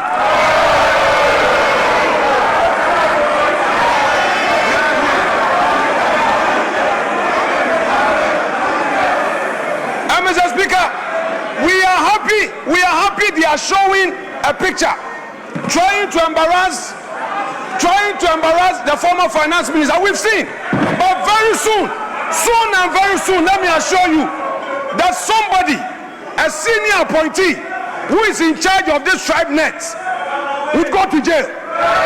So the one behind tribe net, the one who introduced tribe net to the ministry, who is chopping money, Mr. Speaker, we are happy you are showing. Very soon we'll bring a picture.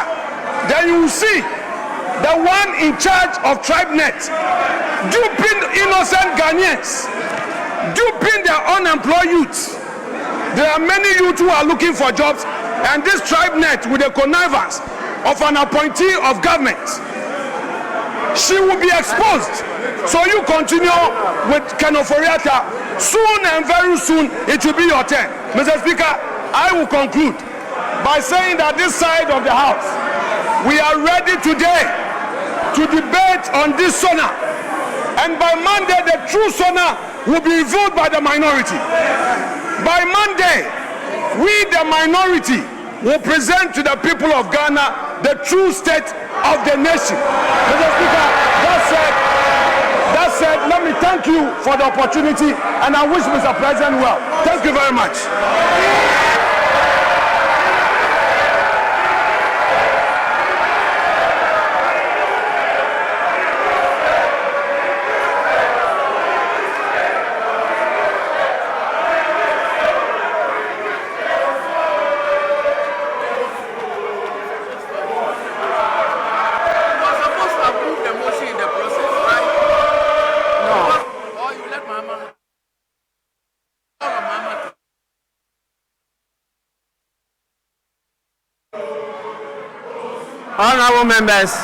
Honorable members, please.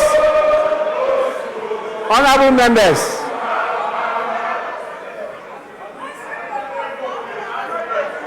members, let's now listen to the majority leader. 5 minutes. 5 minutes.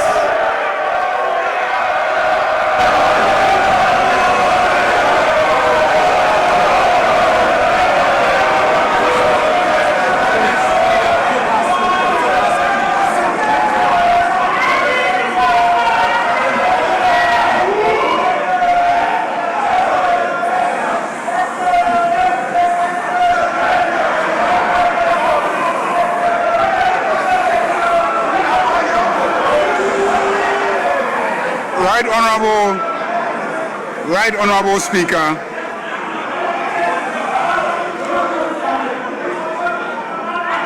on behalf of my colleagues in this House, we want to thank His Excellency, President John Dramani Mahama, for his excellent leadership.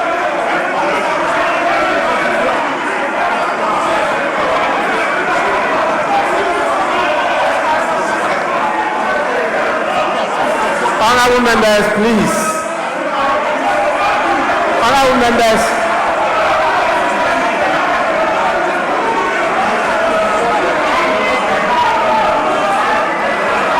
Honorable members, please.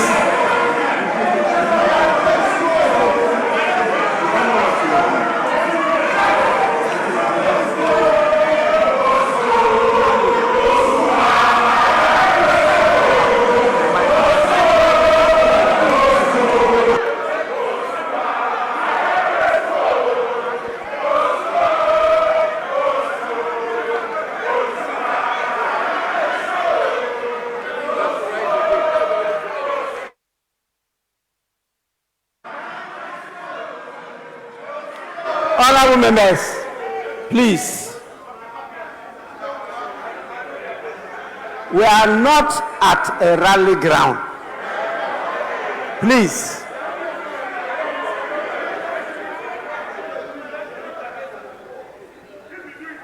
You must know that this house has the power to terminate,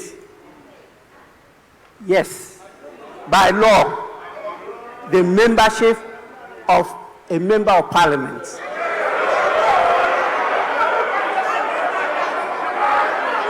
Please.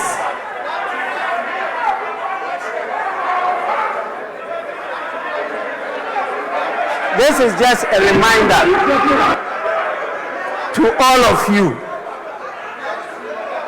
Again, this is a reminder to all of you.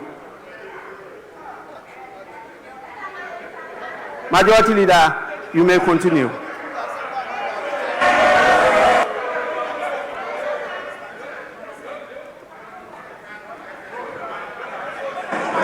I want to thank His Excellency, the President John Dramani Mahama, for his leadership.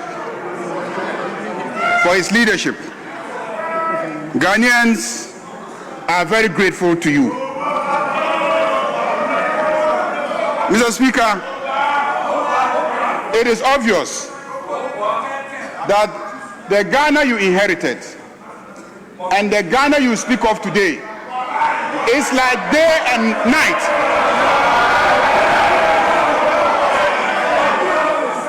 The Ghana you inherited is as dark as the dark dresses that they are wearing on the other side.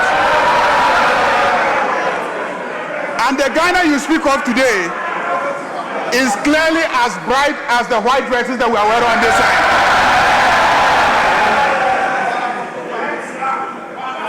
Mr. Speaker,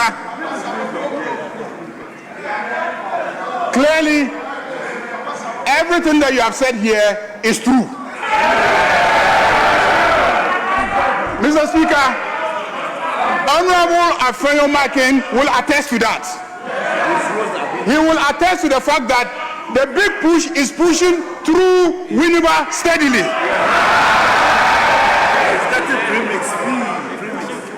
And he's getting premix. Mr. Speaker, it seems today is about cocoa prices. I can understand. Mr. Speaker, let me read Reuters today. Reuters has confirmed Ivory Coast will pay cocoa farmers 800 to 1,000 CFA francs per kilogram for the mid-crop starting March 1st. The main crop price was 2,800 CFA francs per kilogram.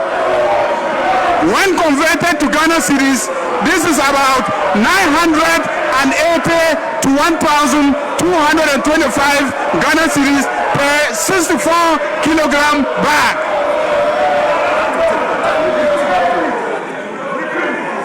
Mr. Speaker, Ivory Coast will pay cocoa farmers 800 to 1,000 CFA francs per kilogram from the mid-crop starting March 1st. The main crop price was 2,800 CFA francs per kilogram. When converted to Ghana cedis, this is about 980 to 1,225 per 64 kilogram bag. In Ghana, farmers are paid 2,587 per 64 kilogram bag, which is more than twice the price in Ivory Coast. This is confirmed this morning by Reuters. Mr. Speaker, I see written on the muffler of my friends in black that MPP Yaye Mobo Dodo. MPP. Yaya Mobo Dodo. Mobo Dodo, MPP. Yaya Mobo Dodo, MPP. Mr. Speaker, this is a month of Ramadan, and Your Excellency, all Muslims in Ghana will pray for Allah's blessings on you. For your sterling leadership that has been recognized by the entire West Africa. That is why they unanimously elected you unopposed to lead in Africa. Ghanaians are proud of you. This Ramadan, many of our people could afford sugar and rice because the prices have come down. Mr. Speaker, Honorable Majority Leader, let me conclude. Your 5 minutes Let is me up. conclude by seconding the motion. The motion moved Honorable, by my friend, the Honorable Majority Leader. You will now move the motion for adjournment. Mr. Speaker, I move that this House adjourns until Tuesday in the forenoon. I so move. Honorable Minority Leader.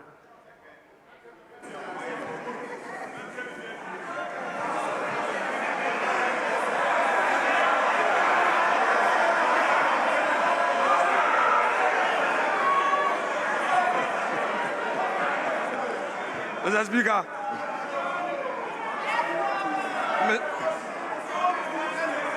Mr. Speaker, much as we are willing to work, the majority is unwilling to work. So, Mr. Speaker, I will reluctantly second the motion to grant the pleasure of the majority leader who wants to go and rest. Thank you so much, Mr. Speaker. Honorable members, the motion has been moved and seconded. And the question is, as many as are in favor of adjournment, say aye. As many as are against, say no. Honorable members, clearly the ayes have it.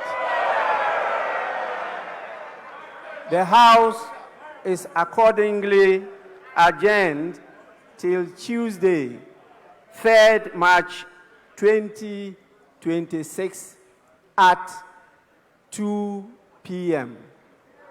The House is adjourned.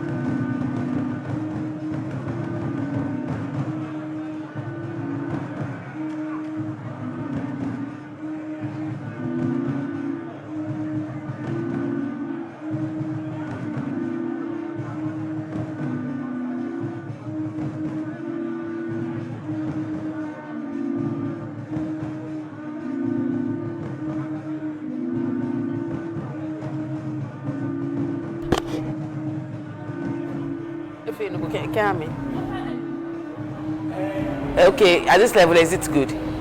Or you want me to increase it, or you want me to reduce it? Am I increasing the volume or I'm reducing?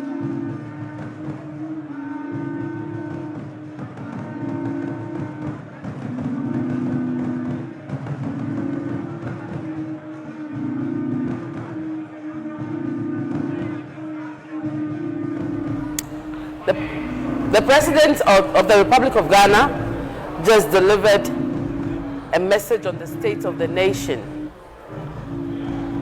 This is in accordance with the provisions of Article 67 of the 1992 Constitution, and you're still watching GH Parliament TV, the Parliament TV station that brings you real-time events as they occur from the institution of Parliament, told by members and staff of the Parliament. President John Mahama touched on a number of issues during the presentation of the State of the Nation. And some of the things he touched on include economic recovery and growth, and he spoke about the fact that Ghana's GDP projected to reach $113 billion in 2025, up from $83 billion in 2024. There are also indications of the fact that inflation is reduced by 23%, from 23% at the end of 2024 to 3.8% as at January 2026. Government borrowing is also reduced, spending made more responsible. Interest rates are also falling, and private sector confidence has been restored.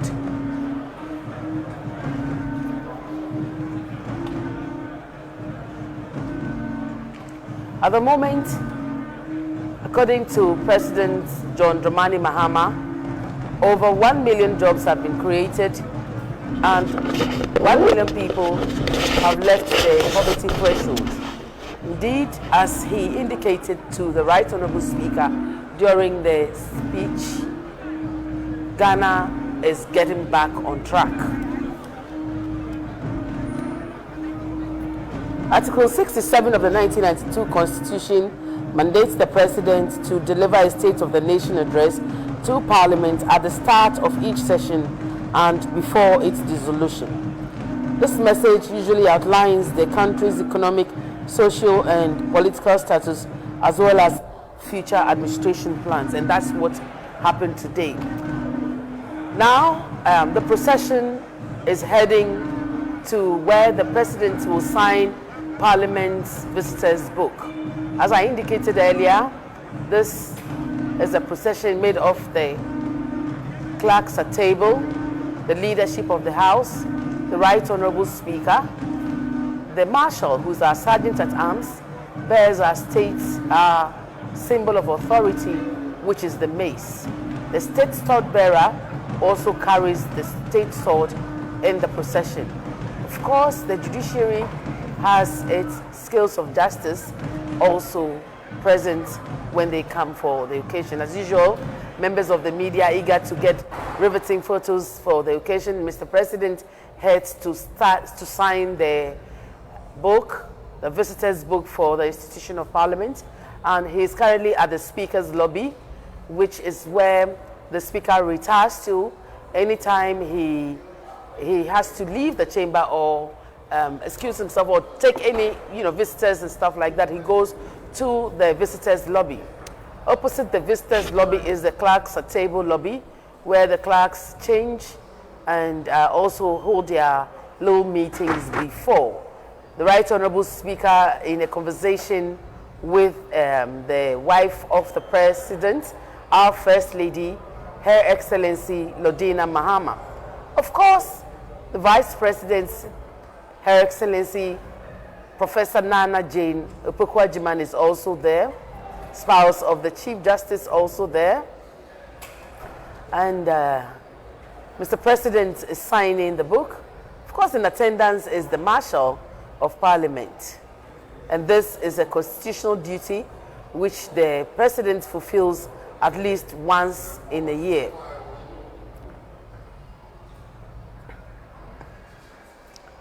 Preparations for the State of the Nation address is something that involves a lot of people and agencies. Meetings and discussions are had with the security agencies, with service providers, with state agencies. Members of Parliament play a very important role, and Colonel Ofusu, Principal Marshal in your shots there. Earlier, Colonel Bauer, Wing Commander Bauer was bearing the mace, but I see that Colonel Ofusu is overseeing the signing of the visitors book. And this is a very special occasion, and anybody who gets assigned to perform any role feels very special, because it's not every day that you get to serve the president in such a special capacity. And so I'm sure Colonel Ofusu is having a very proud moment. Mr. Speaker, still talking to the First Lady of our land.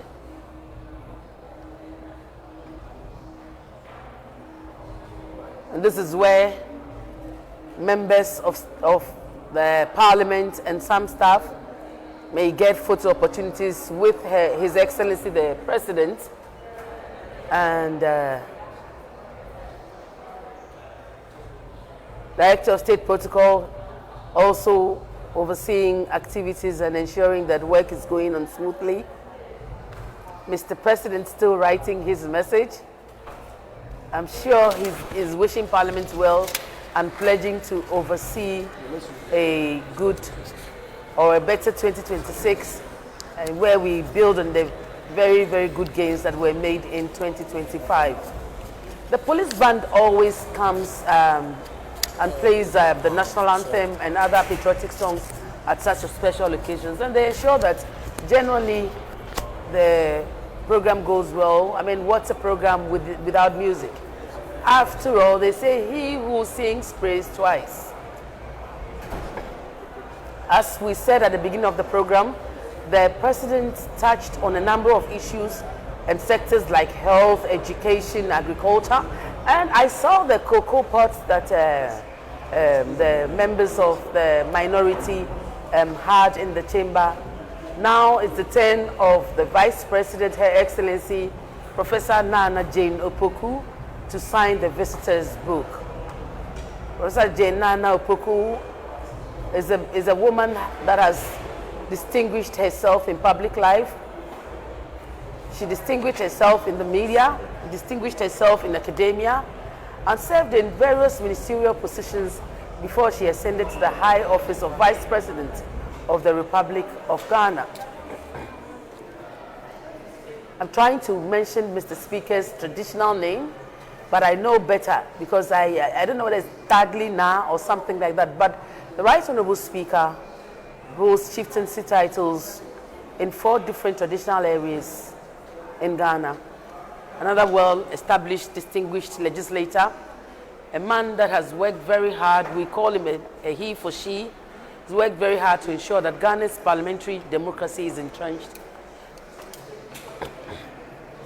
The 8th Parliament was, I'm sure, probably one of the highlights of his career, where he supervised a hung parliament and the art of ensuring that, and now is the turn of the Chief Justice to sign the book. Again, his wife is looking on, the Vice President is also looking on. The President of the Republic is there also. Our very own Right Honourable Alban Sumana Kingsford Bagbin is there. And as usual, a tete-a-tete going on between our number 1 and number 2 and number 1's better half. I'm sure Mr. Speaker is a very proud man, having been part of the Parliament story from 1993 and going through every possible position that is in Parliament. Minority leader, majority leader, from backbencher, not really backbencher. 1993, I think he was in the middle, and then quickly he moved to the front and he stayed there. And the good thing about Speaker Bagbin is that he's got the opportunity to mentor so many legislators, both locally and internationally. And he's played many, many important roles on the international front. holding leadership positions in the International Parliamentary Union and the CPA. And in 2022, Ghana hosted the Commonwealth Parliamentary Association Conference in Accra, the 66th, and it was under his auspices as president of the CPA.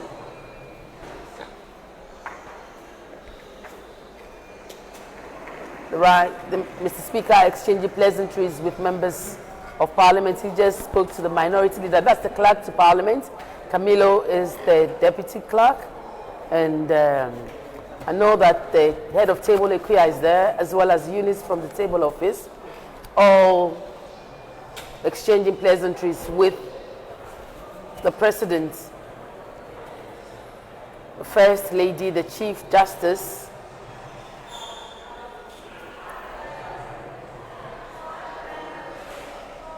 oh, these are our flower girls.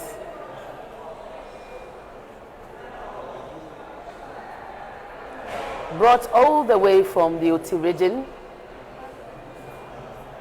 I am sure their parents will be very happy. And I have with me Honorable Isaac Wamanyaku. He is the member for Afia. Honorable, this is a beautiful ceremony, isn't it? Oh yes, it has always been when you have the president visiting Parliament to deliver a state of the nation. What was your key takeaway? And the glass is half full rather than half empty. No, it is actually almost empty, not half full. Not at all. Because I told you earlier in the morning that my expectations are to do more with creating opportunities for the youth in terms of employment. And if you listen to the minority leader, he gave that signal that the letter from the chief of staff has led to the dismissal of so many Ghanaians, and the president didn't show us any direction in terms of creating employment for the Ghanaian youth. Where still is the agricultural sector, where you wanted to see a lot more of what government has done in the year 2025. That also didn't come out so strongly. So basically the main ingredient that offers opportunity for employment, we don't seem to have it, and I think that was missing in the State of the Nation's address. Yes, but there were some really good highlights as well. I mean, employment for over 1 million people, people going out of the poverty threshold. These are things that we should also highlight. That data from the Statistical Service ought to be interrogated, because over the past year till now, governments have never shown us the areas where the employment were created. And so these are numbers that are now being churned out, and their reliance is the Statistical Service. But we need to be very careful, because over the year, we've never seen where these 1 million jobs are being created. The youth remain unemployed. We've never seen it in industry. We've not seen it at the manufacturing sector. Government itself has not done any employment over the past year, 2025. So it's very worrying to see where that true number on our screens now, the leadership, the second deputy speaker, first deputy speaker have now joined the president and the vice president and Mr. Speaker, the Chief Justice, to take a very memorable photograph. I'll have to let you go, Isaac, because I see that more of our colleagues are there. But I want to invite you to our TV station. Come and let's have a longer conversation on this matter. And do enjoy your day. Awesome. Have a blessed day too. Thank you very much. Deputy Director for Broadcasting doing his thing. They're trying to get Mr. President. Oh, and that's our clerk and our deputy clerk, together with the head of table and the marshal. I'm taking a photograph with His Excellency, the President of the Republic of Ghana, John Dramani Mahama. Of course, my very own brother, Fred Bauer, is also in the background with the mace, which is the authority of Parliament, which is a symbol of authority of Parliament. And today has been a special day. This is a special edition of our coverage on GH Parliament TV, and the plan is to bring you real-time happenings from the real source where it happens, and conversations are being had by the people who are themselves the actors of the things that you see.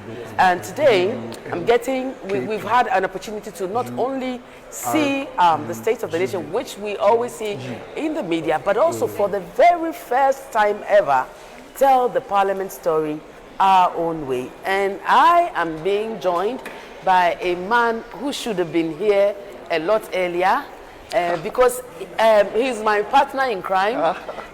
We worked very hard to see this come to fruition. Congratulations. I didn't get a chance to congratulate you on GH Parliament TV. Oh, thank you. Thank you well so done. much. Yeah. But I've been seeing your documentary. Yes. And anytime I see the documentary, I'm like, why didn't you say, oh, I worked with Kate on it? Kate, everybody knows that you lead the team. So when we talk about Parliament TV, we cannot skip you. You know that you have been on the drive since. How have you been? I've been very well. Terrific. Today, Yes. how did it go? I'm so happy. I'm so happy, so happy. I can't express it because it is one of the best State of the Nation address that we have ever witnessed in the history of this country. If you consider the fact that Ghana was taken back, in fact, it is projected that we were taken back about 20 years. Just in 8 years, they took us back to 20 years. And then this president has been able to navigate through the challenges by paying all our debt, in fact, almost all our debt, because he highlighted that the debt owed by WAIC or to WAIC has been paid fully. We have also serviced many of our bilateral debt as well. And that alone gives me relief. It means that some people come to accumulate debts and show no resource. Others come to pay our debt and show results just in 1 year. What he has been able to achieve is remarkable. And that is what makes me so very happy. You know, in the morning, we had conversations before the State of the Nation, and the question I kept asking your colleagues was whether they had specific interest areas that they like the president to talk about. Yeah. Did you have a specific area that you were interested in? Of course, and Kate, you know that... Communication. Yes, exactly. You know, you know very well that my interest area is communication. The president just delivered. In fact, I knew what we have achieved within the 1 year together with the Minister for Communication, Honorable Sam George. In fact, what we have been able to do is rolling out the 1 million coders. That is going to take a lot of our youth from the streets into, you know, getting knowledge in coding. And that is going to change their lives. We are currently selecting coders, or if you like, leaders, or those who are going to drive this through the various districts and constituencies. And I'm so happy that it is taking shape. The University of Ghana is involved, GIFEC is involved, Kofi Annan ICT Center is involved, everybody. There is also the private sector that is also willing to come on board with this. So it is something that we have achieved. In fact, we are currently also building ICT centers in all the districts in the country. You know, I have youth parliamentarians in my public engagement department, so maybe I'll come and lobby and then, you know, we'll give them some Why special not? dispensation. The ministry is open. In fact, what we want to do, we want to change Ghana into a hub of ICT. Like the president mentioned, go to Dawa village at Pram Pram. It is coming big time, where we're going to have all the multi-corporations in the ICT industry come to Ghana to set and to employ the youngsters that are there. In fact, this year we're going to have the girls in ICT. We want to ensure that those who will be trained, we will monitor their progress up to the level where Google and then the likes of MTN within the country can employ them, and where they can also learn skill to be, you know, self-employed as well. So we are doing a lot in the ICT industry. Currently, the ministry is reviewing about 15 bills. We're going to have the cybersecurity bill. We're going to have NCA bill also, law also reviewed. We have the data protection. For yesterday, we celebrated data protection day yesterday at the Alisa. Yes, exactly. The speaker was supposed to be there. For the second deputy speaker represented. Yeah, exactly. And he stayed the whole day. Exactly. So all of these are happening within the space of just 1 year. And we are achieving results. Look at the road sector, where the president talked about a big push. In fact, and it is not just saying, but it is working. It is happening right now. From Bintiri to Nankpanduri, there is a big push now. The contractor is there. In fact, at Ahutu, Afenyo constituency is called what? Afenyo's constituency. What's the leader's constituency? Minority leader? Afenyo. It is just to say that. It is just to say that we shouldn't be pardoned. So, yes, in rounding up, give me. Will I see you on the floor talking about these things during the debate? Of course, I'm going to lead the debate as far as the ICT sector is concerned. And you will hear more during the debate. And it is time that all Ghanaians rally behind us because they have seen the good works. In fact, the other side came only to talk about cocoa. And they have also lost the argument there because, like the leader in giving his remarks indicated, we are doing even better than Côte d'Ivoire in terms of cocoa pricing. So what are they talking about? So this is the part where I let you go. Yes. With the promise that you have to come to our studio and spend an hour. I'm eliciting that promise, especially from you, because this is your baby. Congratulations once again. Thank you. Thank you for making this happen. We know what we had to do, and we know that had we not been firm, it would not have been able to. Yes. In fact, so let me also take this opportunity to thank you and to congratulate you the team for giving the support. In fact, you lead the team, so the thanks goes to you and the team. In fact, the camera guys, I see them going up and down and make sure that we are live every time.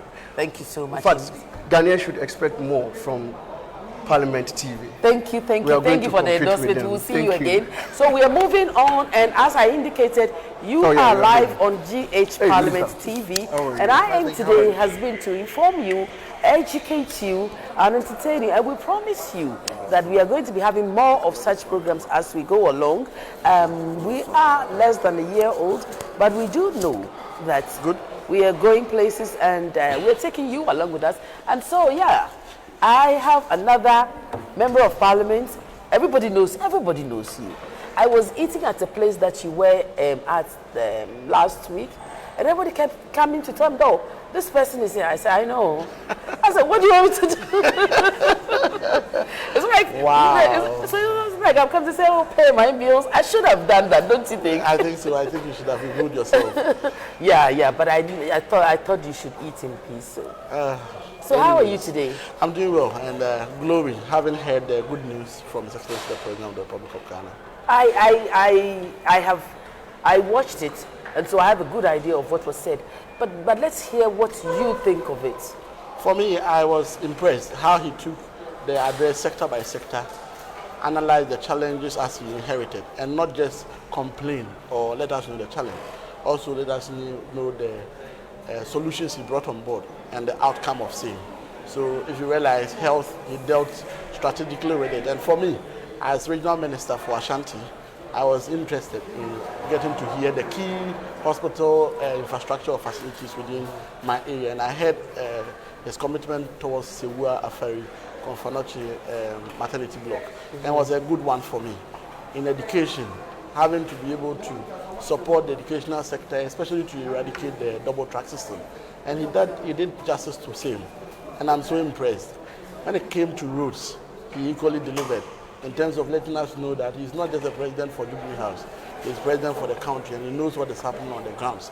For me, and equally in my interest as regional minister, he made mention of the key big push projects that are happening within the region. The Atta Kumasi Ring Road, the Swami Interchange, the Mahojo Runabout, the Kwara Runabout outstretch, Sunyane Kumasi Road Phase 2, and the Accra Kumasi Express Road, which is the flagship of it all. So then I'm assuming that when the debate starts from Tuesday, you're going to be talking about roads. Unfortunately, I will not be in the chamber to do the debate as a minister, not a member of Parliament. Yes. You see, so the thing about, again, this is a point of education for our viewers. The thing about members of Parliament is that, in fact, you are allowed to attend the House and even contribute to debate. However, you cannot vote. Yes. So you can actually come and talk about it, but I understand that you'd like to give room to those I who believe my members of Parliament will do a good job of it. So let me say bye-bye to you, but when are we seeing you on Parliament TV to give us... Anytime I'm in the capital city, I'll pass through. The Otumfo is my uncle and father, send my kind regards to him. And take good care of the region. And I'm sure we'll see you around. Anytime you're around, let me give you a presidential treat. Definitely. Thank you for coming. And so the conversation is going on, and may I have Honorable to join me so that we can... Minister. Oh, they want to? Okay, very well. Yeah. Yeah, very well. So we are talking about MPs and their expectations and whether these expectations were met at the just ended address by His Excellency, the President of the Republic, John Dramani Mahama, on the state of our nation. Honorable, welcome. Thank you. And I saw the cocoa and I'm thinking... When was the last time you saw cocoa? I am an Accra girl, but I have seen cocoa once in a while. Oh, okay. I know what the cocoa looks like, but you know, I'm